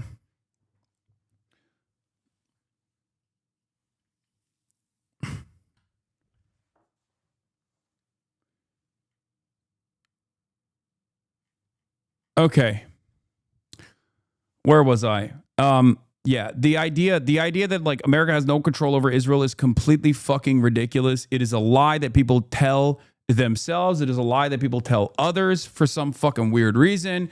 Not sure exactly why people tell this lie. It's I mean, I do know why people tell this lie. It's a way to basically wash our hands of the morality of the situation, to claim that basically Israel's just doing all this and we're just simply powerless in the face of all of the casual cruelty that Israel demonstrates with regular frequency. But it's not the case at all. It's a way to fucking deny moral culpability. Okay. And it is not true. It is completely not true. And it's not true when the Chuck Schumer and the Brandon and the Kamala Harrises of the world try to fucking make this claim. It's not true when like Ethan Klein tries to say this fucking idiotic bullshit. And it's certainly not true when Trump is president either. Okay? We are trying to dodge accountability. That's all this is. That's also another clear-cut indication that you're talking to someone who is like, running on patriotic fumes, which is why it's such a good, it's such a successful way to propagandize. That's why Nazis get a lot of play on this, or even Tucker Carlson gets a lot of play on this, where it's like, oh, our politicians are actually simply being manipulated into taking these decisions, or Israel would do this regardless. Like these are all different ways in which people try to lie to themselves in order to wash their hands of this. But that's precisely the reason why, like, anti-Semites get a decent foothold in this discourse, because they can always claim like, no, America would never do this. Israel simply has figured out a way to manipulate American politicians by blackmail or whatever, it's just fucking bullshit. It's bullshit.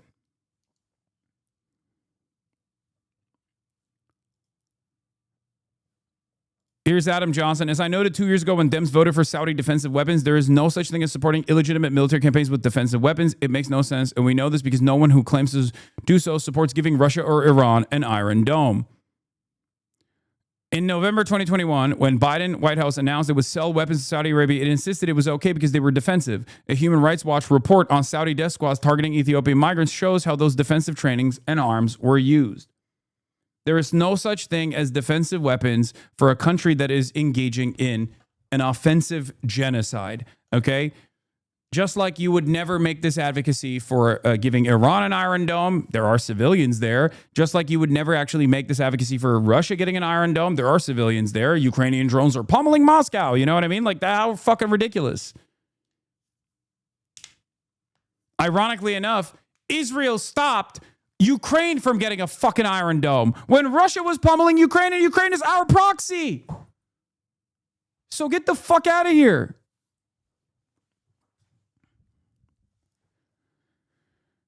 From a clinical standpoint, Zoran showed that you can totally avoid spats online by just never mentioning or explaining moderation. When he left his shift on policing unstated, nobody cared. while writers who explicitly said they liked what he was doing got pilloried. When you just avoid bringing up sore spots with your supporters, it puts the impetus on others to start an outrage cycle, which often is perceived as wrecker behavior and pisses people off. But when you light the spark yourself, it gets rid of that barrier entirely. This is a technical argument that that Ed and DrAbdul is making that is absolutely correct. And the simplest way to do this is never engage with the online left. Just don't do it. So it's double stupid. Not only was her vote on the amendment, the vote no on the amendment was wrong and dumb, but then turning around and consistently elevating like leftist voices that are criticizing you is additionally dumb.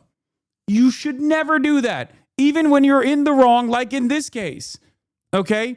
If I was in AOC's corner right now, if I was one of her campaign staffers, I'd be like, please do not under any circumstance tweet. Okay? Do not respond. Do not read any of the fucking replies. Just do not respond, because that also elevates the story. That also makes it worse.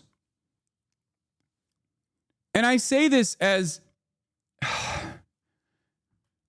someone who is a leftist voice that constantly gets fucking pilloried by other members of the left all the time. It does not matter.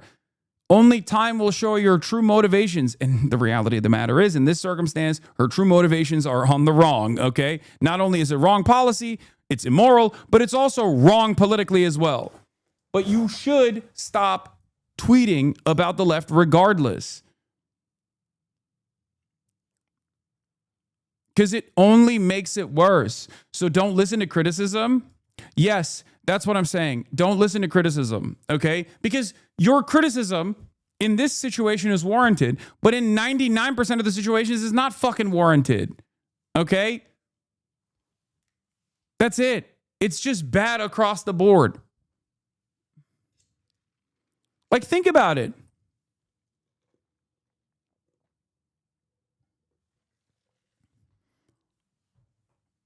The optics of her centering herself during one of the worst mass starvation events over the weekend. How does she think this makes this shit better? Exactly. Exactly. It's the number one thing you should not do. It's the number one thing you should not do. You should never.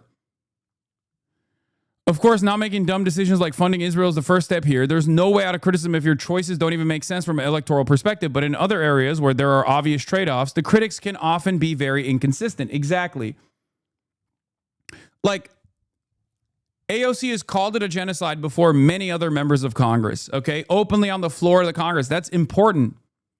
Okay? That should not be discounted. But this action right here goes directly against that, because this action right here is in the aftermath of other people also arriving at her position, her early position.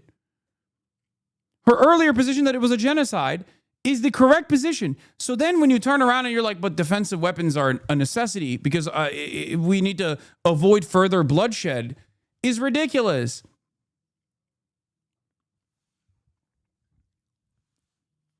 That's it.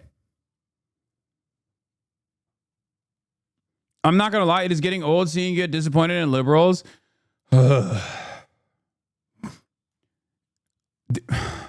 Chatters, I need you to understand something, okay?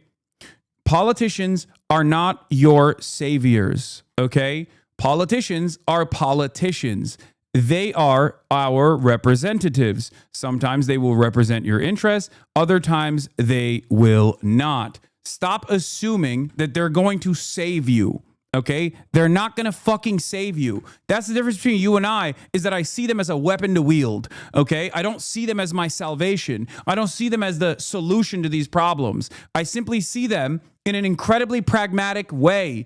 Okay? I see them as a potential thought leader that can reach out to a much broader audience and get them to also arrive at the position of truth, especially when it comes to Israel conducting a genocide. Okay? That's the difference. A lot of you, for some weird fucking reason, think that like AOC is going to be your savior. You think that she is going to be 100% on board with every single thing that you believe. Some of you also think that for Zoran Mamdani, for example. I don't. And I love Zoran. I think Zoran is great. Okay? Zoran is a 33-year-old Muslim socialist who is an avowed anti-Zionist, okay? I have never felt as closely represented in American politics until this man. And even then, I understand that there are limitations, okay? I understand that there are going to be moments where I'm at odds with him, where I disagree with him. Use politicians as a jump-off point to organize. Use politicians to create networks of pressure, okay? That's it. No one is coming to save you. China is not coming to save you. AOC is certainly not going to save you. You have to save yourself. You have to organize. That's the point. I understand this reality. Many of you don't. That's the problem. That's why you get you get into this stan culture behavior where you feel like your favorite K-pop star is dating someone that you disagree with. And you're like, oh, I can't believe she would betray me like this. This is not a betrayal, okay? It's only a betrayal if you thought that AOC was like your champion, okay? This is not a betrayal. This is a fucking stupid decision, both politically and on the policy side. It is an immoral decision, okay? Do you understand?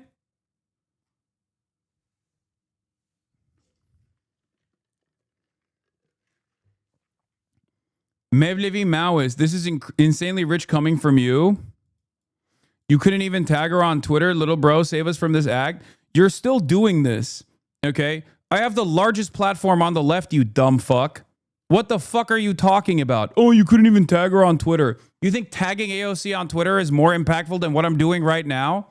What are you, fucking stupid? This is your problem. You think everything is like Twitter likes and Twitter back and forths or some shit. There is an arena filled to the brim with fucking DSA members in this chat right now. What the fuck do you mean? She exhibited this behavior for a while. You haven't called it out? Yes, I have. You just are stupid and your calculation is not the correct one. Okay? There are red lines that you cannot cross. This is one of them. She has crossed it.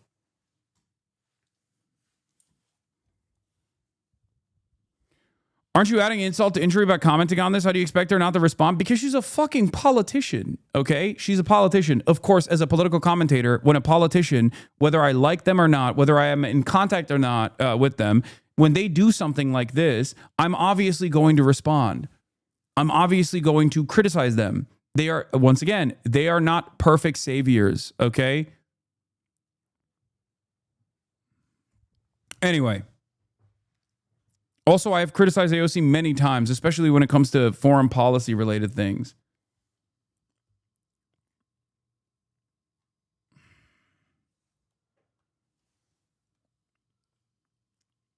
She crossed it in 2021. Don't be an easy mark. She voted for Iron Dome funding. See, this is what I mean. Okay? Do you think voting for the Iron Dome funding in 2021 is the same as voting for the Iron Dome funding? Morally speaking, it is the same. I totally understand.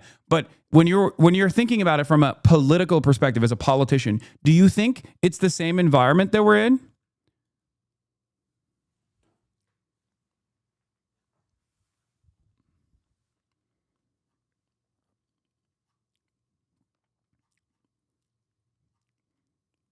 In 2021, when she voted for Iron Dome funding, Israel's favorability in the eyes of the American public, morally, yes, it's the same. I don't care about context. Yeah, well, then you don't have to have this conversation. Because I'm on your side. I have the same perspective, okay? But we're having a totally separate conversation here, okay? You need to bracket this off as policy and politics, okay? Morality in this circumstance is irrelevant. Okay? We all already know that this is a totally repulsive and immoral act.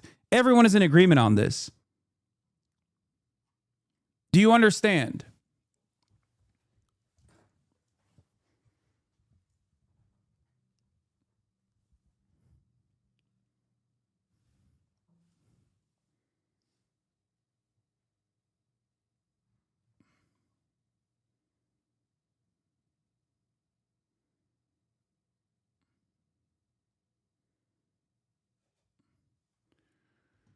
You have a direct line to AOC holder to the fire. Democrats just have to vote for the kill baby bombs. It's fucking monstrous of her to be like, this is a genocidal state, but I want to fund it. At least other members of Congress say it's not a genocide and AIPAC money. AOC doing it for the love of the game.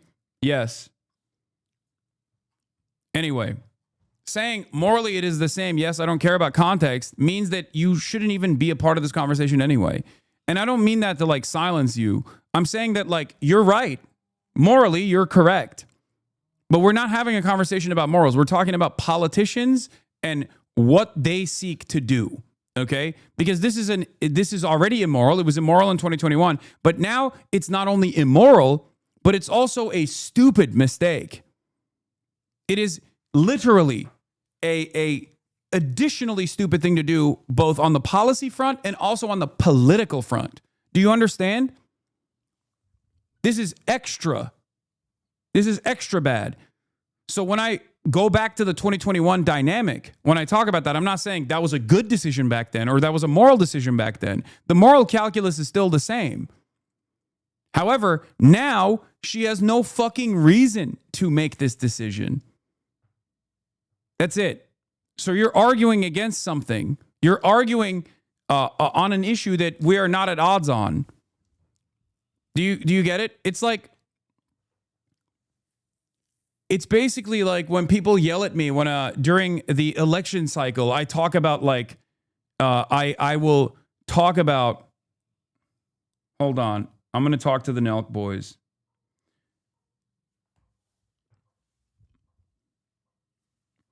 During the election cycle, I'll talk about like, during the election cycle, I'll sometimes talk about fucking, what politicians are doing politically. I'll talk about policy. I'll talk about politics. I'll talk about electability. And people will be like, why do you care about electability? It's like, I'm a political commentator. It is my job to explain why something is either moral or immoral in terms of like the behavior the politicians are engaging in. It is also my job to explain to you if it's good policy or if it's good politics. Okay, these are the three dynamics that you have to take into consideration. That's it. It's my job. I'm supposed to analyze these things, and that's precisely what I'm doing. And some of you have already given up on elections in general, okay? And that's fine. I totally understand why you would be in this like deep, dark, nihilistic cesspit from all of the fucking consistent advocacy that you've engaged in and the lack of response from your politicians that you voted for that has caused you to feel this way, okay? But if you're already saying like it's a bourgeois election, it's a bourgeois democracy, it's not real, it only represents the interests of capital, it only represents empire, then this is not a conversation that you have to, this is not a conversation that you have to be a part of, where you're like, well, I told you so. Like, it's like, yeah, I know that. You're telling someone who understands where you're coming from. Okay?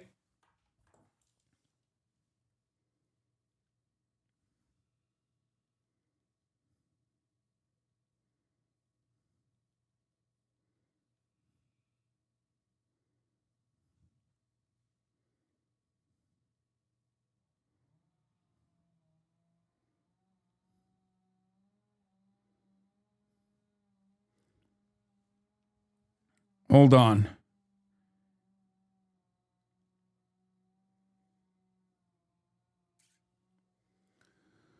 One second. Fuck.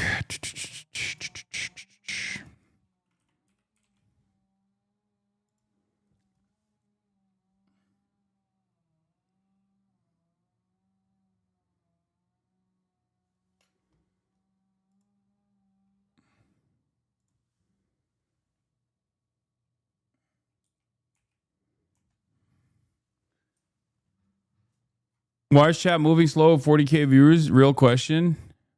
Because I'm botted. No, I'm kidding.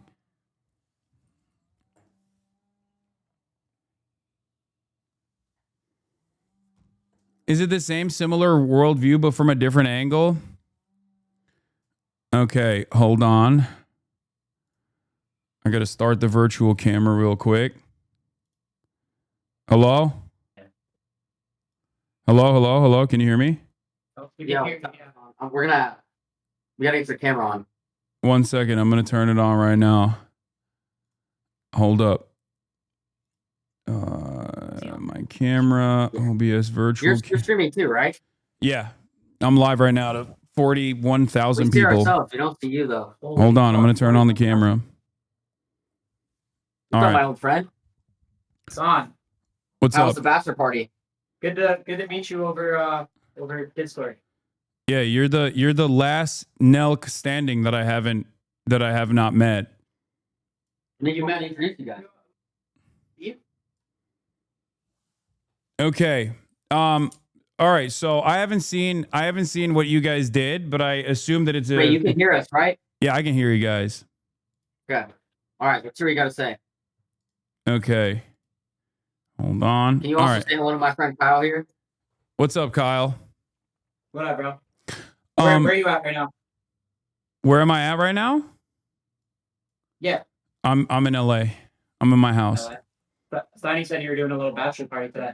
Yeah, no, I just got back from Vegas yesterday. I was in Vegas. Oh, nice. Nice. All right, so you guys interviewed the Adolf Hitler incarnate, Benjamin Netanyahu, and now everybody's yelling at you guys. I assume, right? Is that what's going on? Yes, we're getting definitely some yells. Yeah. Okay, so first and foremost, who the fuck set that up? Was it Miriam Adelson? Well, we actually toured the White House right before, and he was in DC. So it's kind of like a someone hand-in-hand must thing. have. Benjamin Netanyahu wasn't like, I love the Nelk boys. I'm a big consumer of Happy Dad, and then was like, let's do this. Well, we've had Trump on a few times. Some of the communications team at the White House hit us up, connected us with their communications team, and presented us the opportunity to do it. Okay. All right. Yeah. And you guys were like, let's do it. Sounds great. I mean, yeah, I can say it again. I've said it a few times, but I can't speak to podcasting as a whole. And, other podcasters, they'll have people on with just people they've had good relationships with, or their friends, or people they agree with. But with the Full Sun podcast, hate it or love it, right or wrong, if we ever get the opportunity to have a controversial guest on, we're never going to turn it down. Because in my opinion, what we want to do with the Full Sun podcast on is we're not afraid to have controversial people on. We're going to ask them questions. Sure, we're probably not the best at asking questions. We're not the best journalists, never claimed to be. So we might not be the best at pressing them. But in my opinion, it's up to the viewer to form their own educated opinion. Like, we have someone controversial on, we ask them questions. I think people give us a little too much credit when they say, oh, you're platforming him, or like, I think, sure, we have a young audience, but they're not fucking stupid.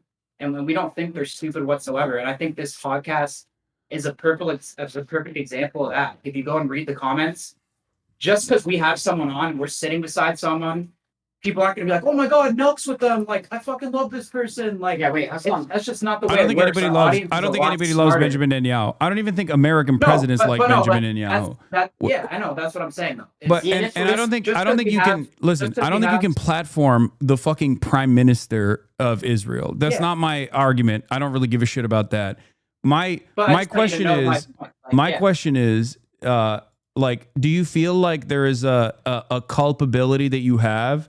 Because, like, look, Donald Trump is a contentious figure, and obviously he's responsible for a metric ton of pain and violence as well, but so is every other American president. That's one thing. But Benjamin Netanyahu is, like, unique in the sense that he's also a foreign leader. So I guess the question is, like, what because he's getting something out of this, right? He's getting something out of this where he gets to, I guess, like, try and humanize himself. That's the thing, Hassan, is we'll have anyone on. Like, next episode, we're going to have someone on with the complete opposite ideology that we've already been planning before this podcast came out. Who are you guys having on? I mean, I'd love to hear your suggestions. We have from different friends. You could DM us after if you don't want to say them live, but we're talking to a few different people, and we want to choose the right person to kind of represent the opposite side. Okay, but Benjamin Netanyahu isn't just like a podcaster, you know what I mean? Like, he's literally the fucking prime minister that is a war criminal by the International Criminal Court. He's, like, literally branded as a war criminal. And it's unique because, like, the International Criminal Court is a European institution, and they've never actually criticized an American or anyone who's an American ally in the past. So it's like, he's killed so many children that even the International Criminal Court was like, damn, this guy fucking sucks. Yeah. He's literally I think interviewing if you watch Adolf it, though, Hitler. too, I think if you watch it though too, I think yes. I mean, I think me and Steiny could have pressed him a little bit harder, but we did ask him, what is your response to when people say you're starving children in Gaza? Do you think October 7th could have been prevented? Are you trying to implement regime change in Iran? Like, Americans don't want another war with regime change. So we definitely did ask him some questions that I think people wanted to know. Okay, what did he say? I mean, of course, he said for starving children in Gaza, he said that they bring the food in and Hamas steals it and then sells it. That's a lie. You know what I mean? Like, that's so. Right. So here's the thing. What's your opinion? So, Son, you got to remember that one side's going to say one thing, and the other side's going to say it's a lie. I don't think you guys having a conversation with Benjamin Netanyahu is the interesting point of contention here for me, at least. Like, I mean, I think it's in and of itself, it's like worthy of scrutiny, because it's like, you know, you guys, it's like interviewing Adolf Hitler. Like, would you interview Adolf Hitler during the Holocaust if you had the opportunity? Probably not, right? And we had less information on the Holocaust while it was happening than we do on this modern iteration of a genocide, because we get to see it in real time because we have the internet. Okay, so wait, what's your response to what he answered us? You didn't even talk about that. It's a fucking lie. No human rights organization that works on the ground, from the UN to the World Food Program, has ever agreed to the Israeli position that this is all Hamas stealing aid or whatever. As a matter of fact, they've openly said that is not the case at all. It's just a way for Israel to continue justifying its starvation policies against the entire civilian population of Gaza, so that they can claim that, like, oh, Hamas is just like stealing this aid. It's bullshit. They've never actually given a single piece of fucking evidence for this. It is just a claim that people have to supposedly take at face value because Israel said it. It's a lie. And what's the other side's proof? Just so we can play both sides here. Well, the other side is not even like the side of the Palestinians. I'm not even offering the side of the Palestinians. The Palestinians obviously think that that's bullshit as well. But the other side is an unbiased third party. The World Food Program is not, you know, on board with Hamas. The World Food Program of the UN is not Hamas or anti-Semitic or anti-Israel, beyond, you know, the obvious reasons why you would be anti-Israel, because they're doing these things and then lying about it. So what's your overall opinion of us? Like Kyle just stated, that we're having a world leader on. That's what we're more focused on. I think it was dumb. I'll be honest.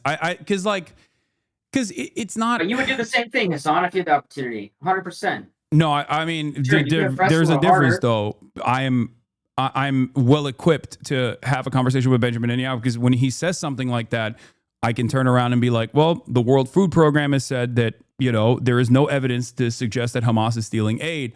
Whereas you don't have that follow-up in that situation. And Benjamin Netanyahu knows that, and his team knows that, which is precisely why he went on the Nelk Boys podcast and he didn't go on, you know, my stream or something. And I don't even know if I would honestly have a conversation with him if given the opportunity. In my opinion, I think that, like, for example, I think Trump is really good on the podcast. Like, obviously, that's why he did his whole podcast. I mean, he's clearly a good speaker. Like, you can't deny that. But I think, in my opinion, just because we platform someone, it doesn't necessarily equate to, like, a positive outcome for the guest. And I think this is, like, a perfect example of that. Like, this could even be a negative thing. No, I think in the grand scheme of things, like, it's not moving the needle, because Benjamin Netanyahu gets positive coverage from every outlet. He gets positive coverage from every outlet. So you guys are marginal in that regard. It's not like all that significant. But if you're looking for That's what I'm trying to say, though. What do you mean? Like, if Fox News has him on and they're more supportive of him than we have him on. CNN yeah, no, that's why I'm saying it's marginal. Like, you having him on is marginal, as opposed to, like, him going on Fox News, MSNBC, CNN, CBS, all of those other outlets, and then not just Benjamin Netanyahu, but like Israeli envoys going on CNN every night and saying, "Well, we blew up this mosque, or we blew up this church because Hamas was in it, or whatever." That is ultimately playing a role in crafting this elaborate narrative that Israel is always in the right, Israel has a right to defend itself, and that they have to do these things. They have to contextualize this violence. Like, all of that plays a much larger role. You guys just basically are presenting a similar perspective that you get from CNN, or Fox News, but now to a younger audience that's going to look at, I guess maybe Benjamin Netanyahu and be like, he's a chill guy that you can hang with, but I don't even know if he's capable of doing that. Wait, Hasan, here's kind of where I disagree with you. Is if you watch CNN or you watch Fox News, you kind of know what narrative you're looking for, and with us playing that neutral ground, you don't know what you're going to get, right? So that's the differentiator. And like we told, I don't know if Kyle mentioned this earlier, but we're having a pro-Palestinian on as our very soon here. So I don't know who you guys are having on, but I mean, it depends on. What I'm trying to say is like, how are we, if we're a neutral podcast, how are we anything like either side? If you know what you're going to get when you tune into either network. No one is fully neutral in that regard, right? Because like that's why I asked, like, would you, if Osama bin Laden wasn't dead, would you interview him? Do you want? I mean, honestly, I don't know. That's a tough question. Would you? If Osama bin Laden wasn't dead, yeah, of course.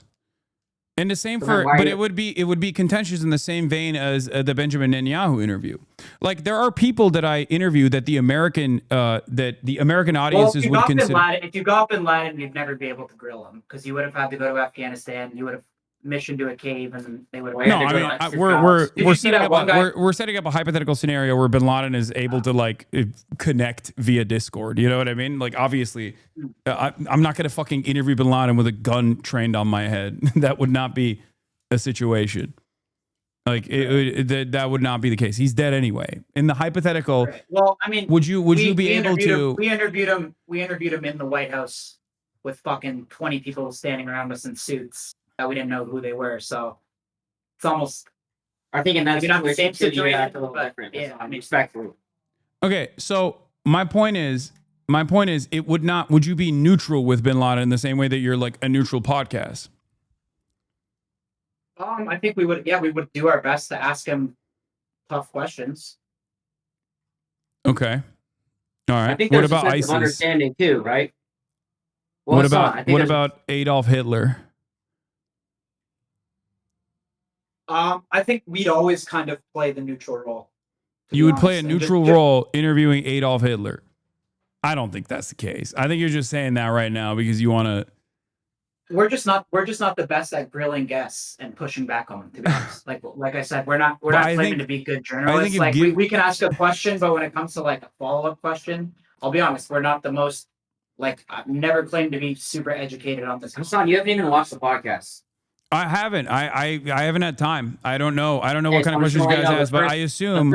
Wait, listen. The first few minutes is us sitting there like, yo, we are not qualified to do this. This is fucking insane. We acknowledge the fact that, yeah, you're right. We're not the best journalists. We're not the most fit to do this. But the fact that we had an opportunity to interview a world leader, two guys like us, we're going to jump on that just as I know you would.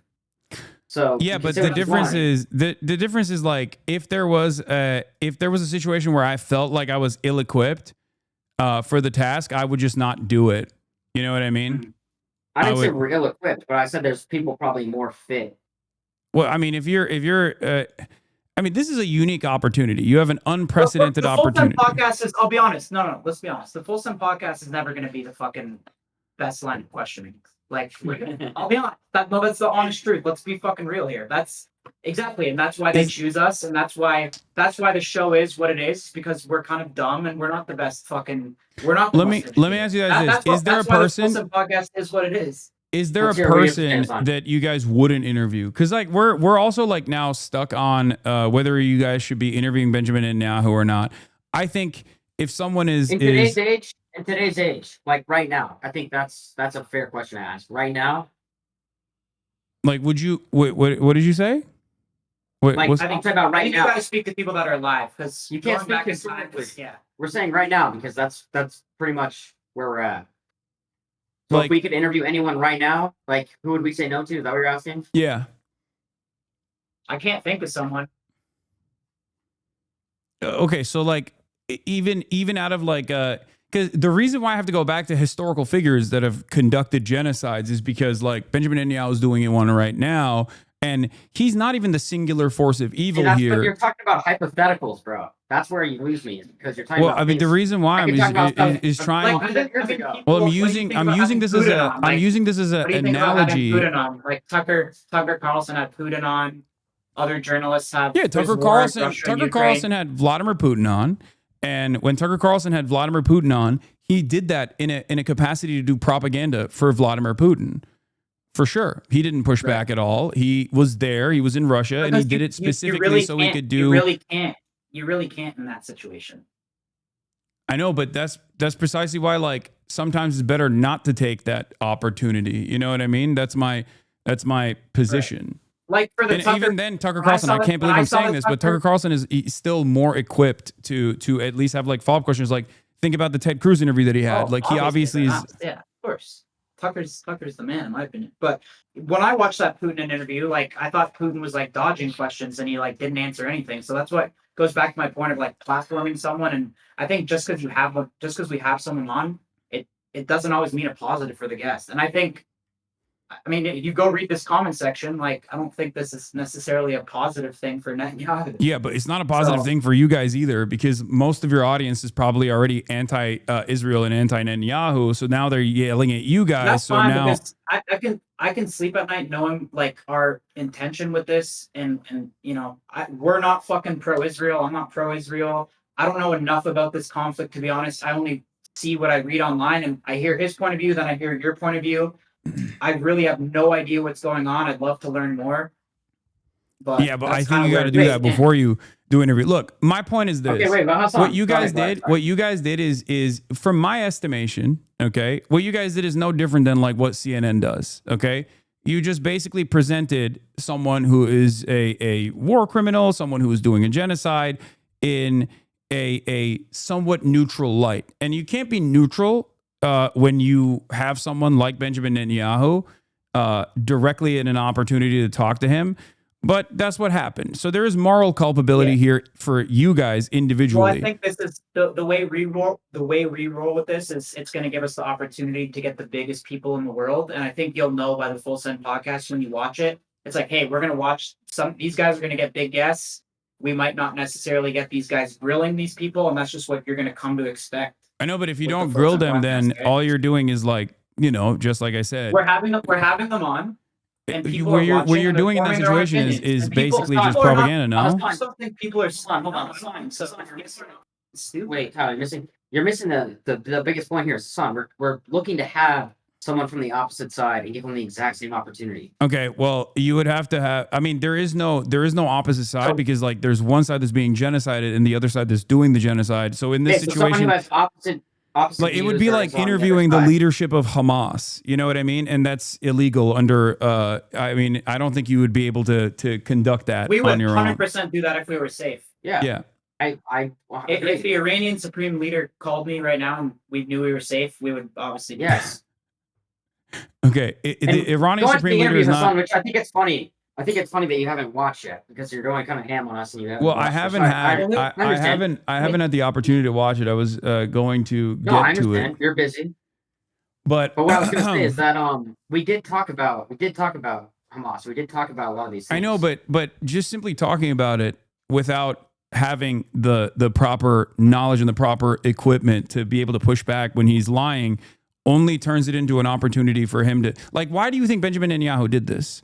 He did this because... No, we agree with you. No, we agree with you. We're not. We know that. Bro, that's the reason he used you guys, is what I'm saying. He used you guys and your lack of knowledge on this issue. I don't know if that was necessarily successful, though. Yeah, that with Kyle, I agree. I mean, I think everyone's seeing what Trump did, and Hasan, after the whole, election, the whole story was how podcasts won the election, blah, blah, blah. That was every story. Like, I even did a bunch of interviews on it, too.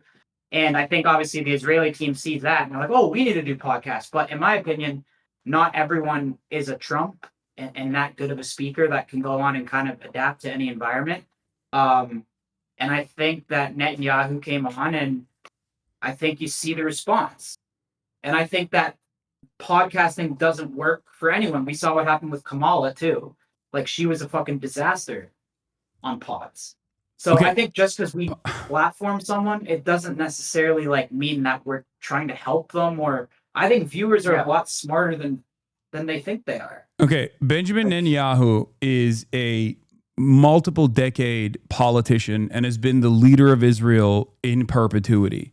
he is a lot better at propaganda than you think he is. Okay. First of all, let's just get that out of the way. The idea that you think that he is not capable of like weaving through a couple softballs that you thought were hard-hitting questions that he has probably addressed a million times over is silly. Let me make no mistake. Oh no, yeah, I agree with you on that. So my question to you is, why do you think he wanted to come on the Nelk Boys podcast? He saw the podcast. Of course he wanted to. We're not stupid, bro. Of course he wanted to come on to try to win over the young audience. We're not disagreeing on that. Okay. I'm saying I don't necessarily know if that's successful, and I think just because you come on the Full Send podcast and sit beside Nelk Boys and take some softball questions, if you say that, it doesn't necessarily equate to a positive outcome for the guest. I don't think platforming people like. The question is this, right? The question is the same. Like Adolf Hitler comes on the podcast. I mean, you could just go read the comments. Like Adolf Hitler comes on the podcast. You guys are having a conversation with him, and he starts, and you're like, "Why are you sending Jews to the concentration camps?" Hitler. I think we should speak. I think we should speak to somebody. No. The reason why we're using this analog is because I think that there's that's a fair comparison. The reason why, well, I don't think it's an unfair comparison at all. I think it's a perfectly apt comparison. It's not realistic. But we can talk about, okay, because that's an analogy. So I'm using that. I'm using that as an analogy because Adolf Hitler is a figure that you and I both agree is a truly evil, monstrous figure. Why don't you just name one person alive for the analogy? But I'm using this as an analogy because you already have established that Adolf Hitler is like doing something akin to what Benjamin Netanyahu is doing. That's why I'm using this as an analogy. There's no modern contemporary that I can use at this moment that you would have the same, that would have a similar impact for you. That's why I'm using it as an analog. But you're talking about completely hypotheticals. Yeah, of course, that's what an analogy is. I'm comparing. As long as the crimes are comparable, which is genocide on both ends, as long as the crimes are comparable, then and you understand that the crimes are comparable. If you think that there's something wrong with the analogy, you can tackle why I'm using it as an analogy, not just saying, "Oh, you can't use an analogy." I wasn't allowed. I can't speak to it. I wasn't allowed. But if you can make the analogy. But you know the Holocaust happened, right? Like obviously. Yes. Yeah, I mean, I would say so. Okay, so since you understand that the Holocaust happened,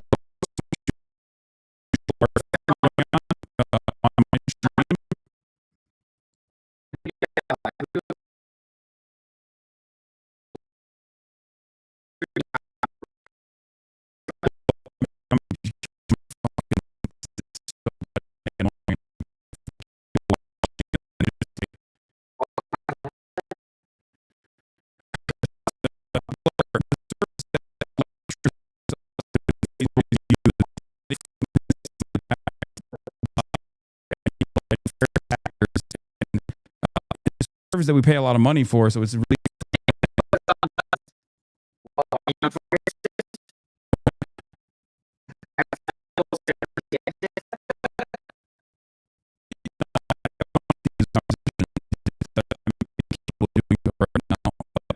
hold on. Hold on. Myron,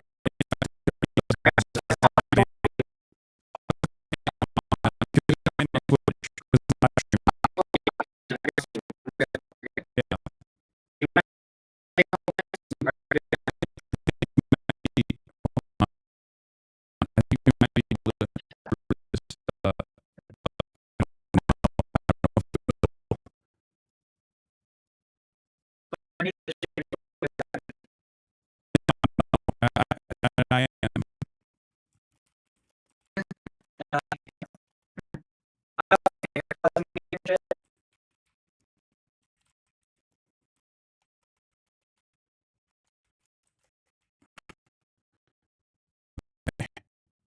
Yeah. Do you not see it? All right, we'll continue for later. But I don't think that I sure. Okay,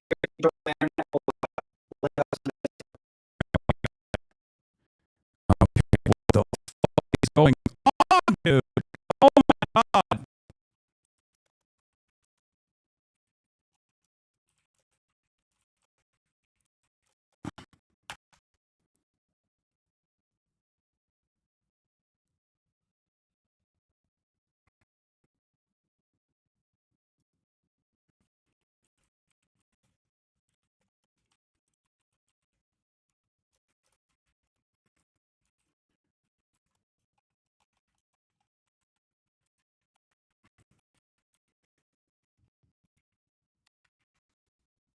Sounds like okay now.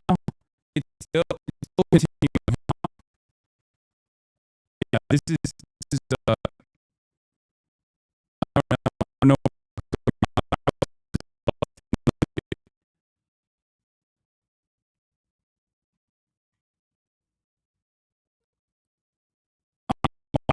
Busted chatter. I know it's not on my end. It's literally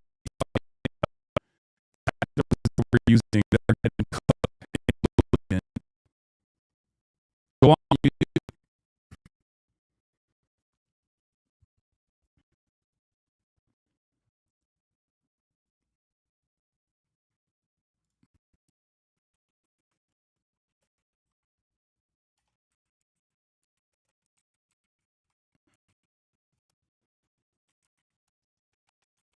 I don't know what is fucking going on.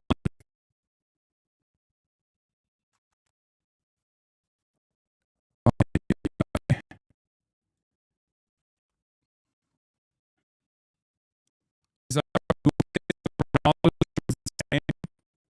what the fuck, dude? I might just shut it on and off.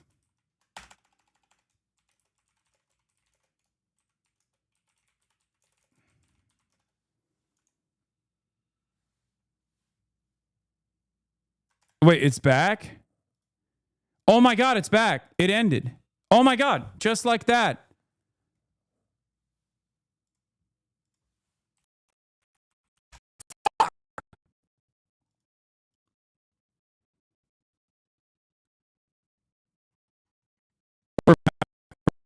Oh, okay. Not back.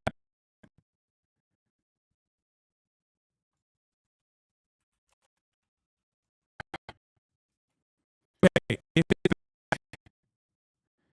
here's Twitch.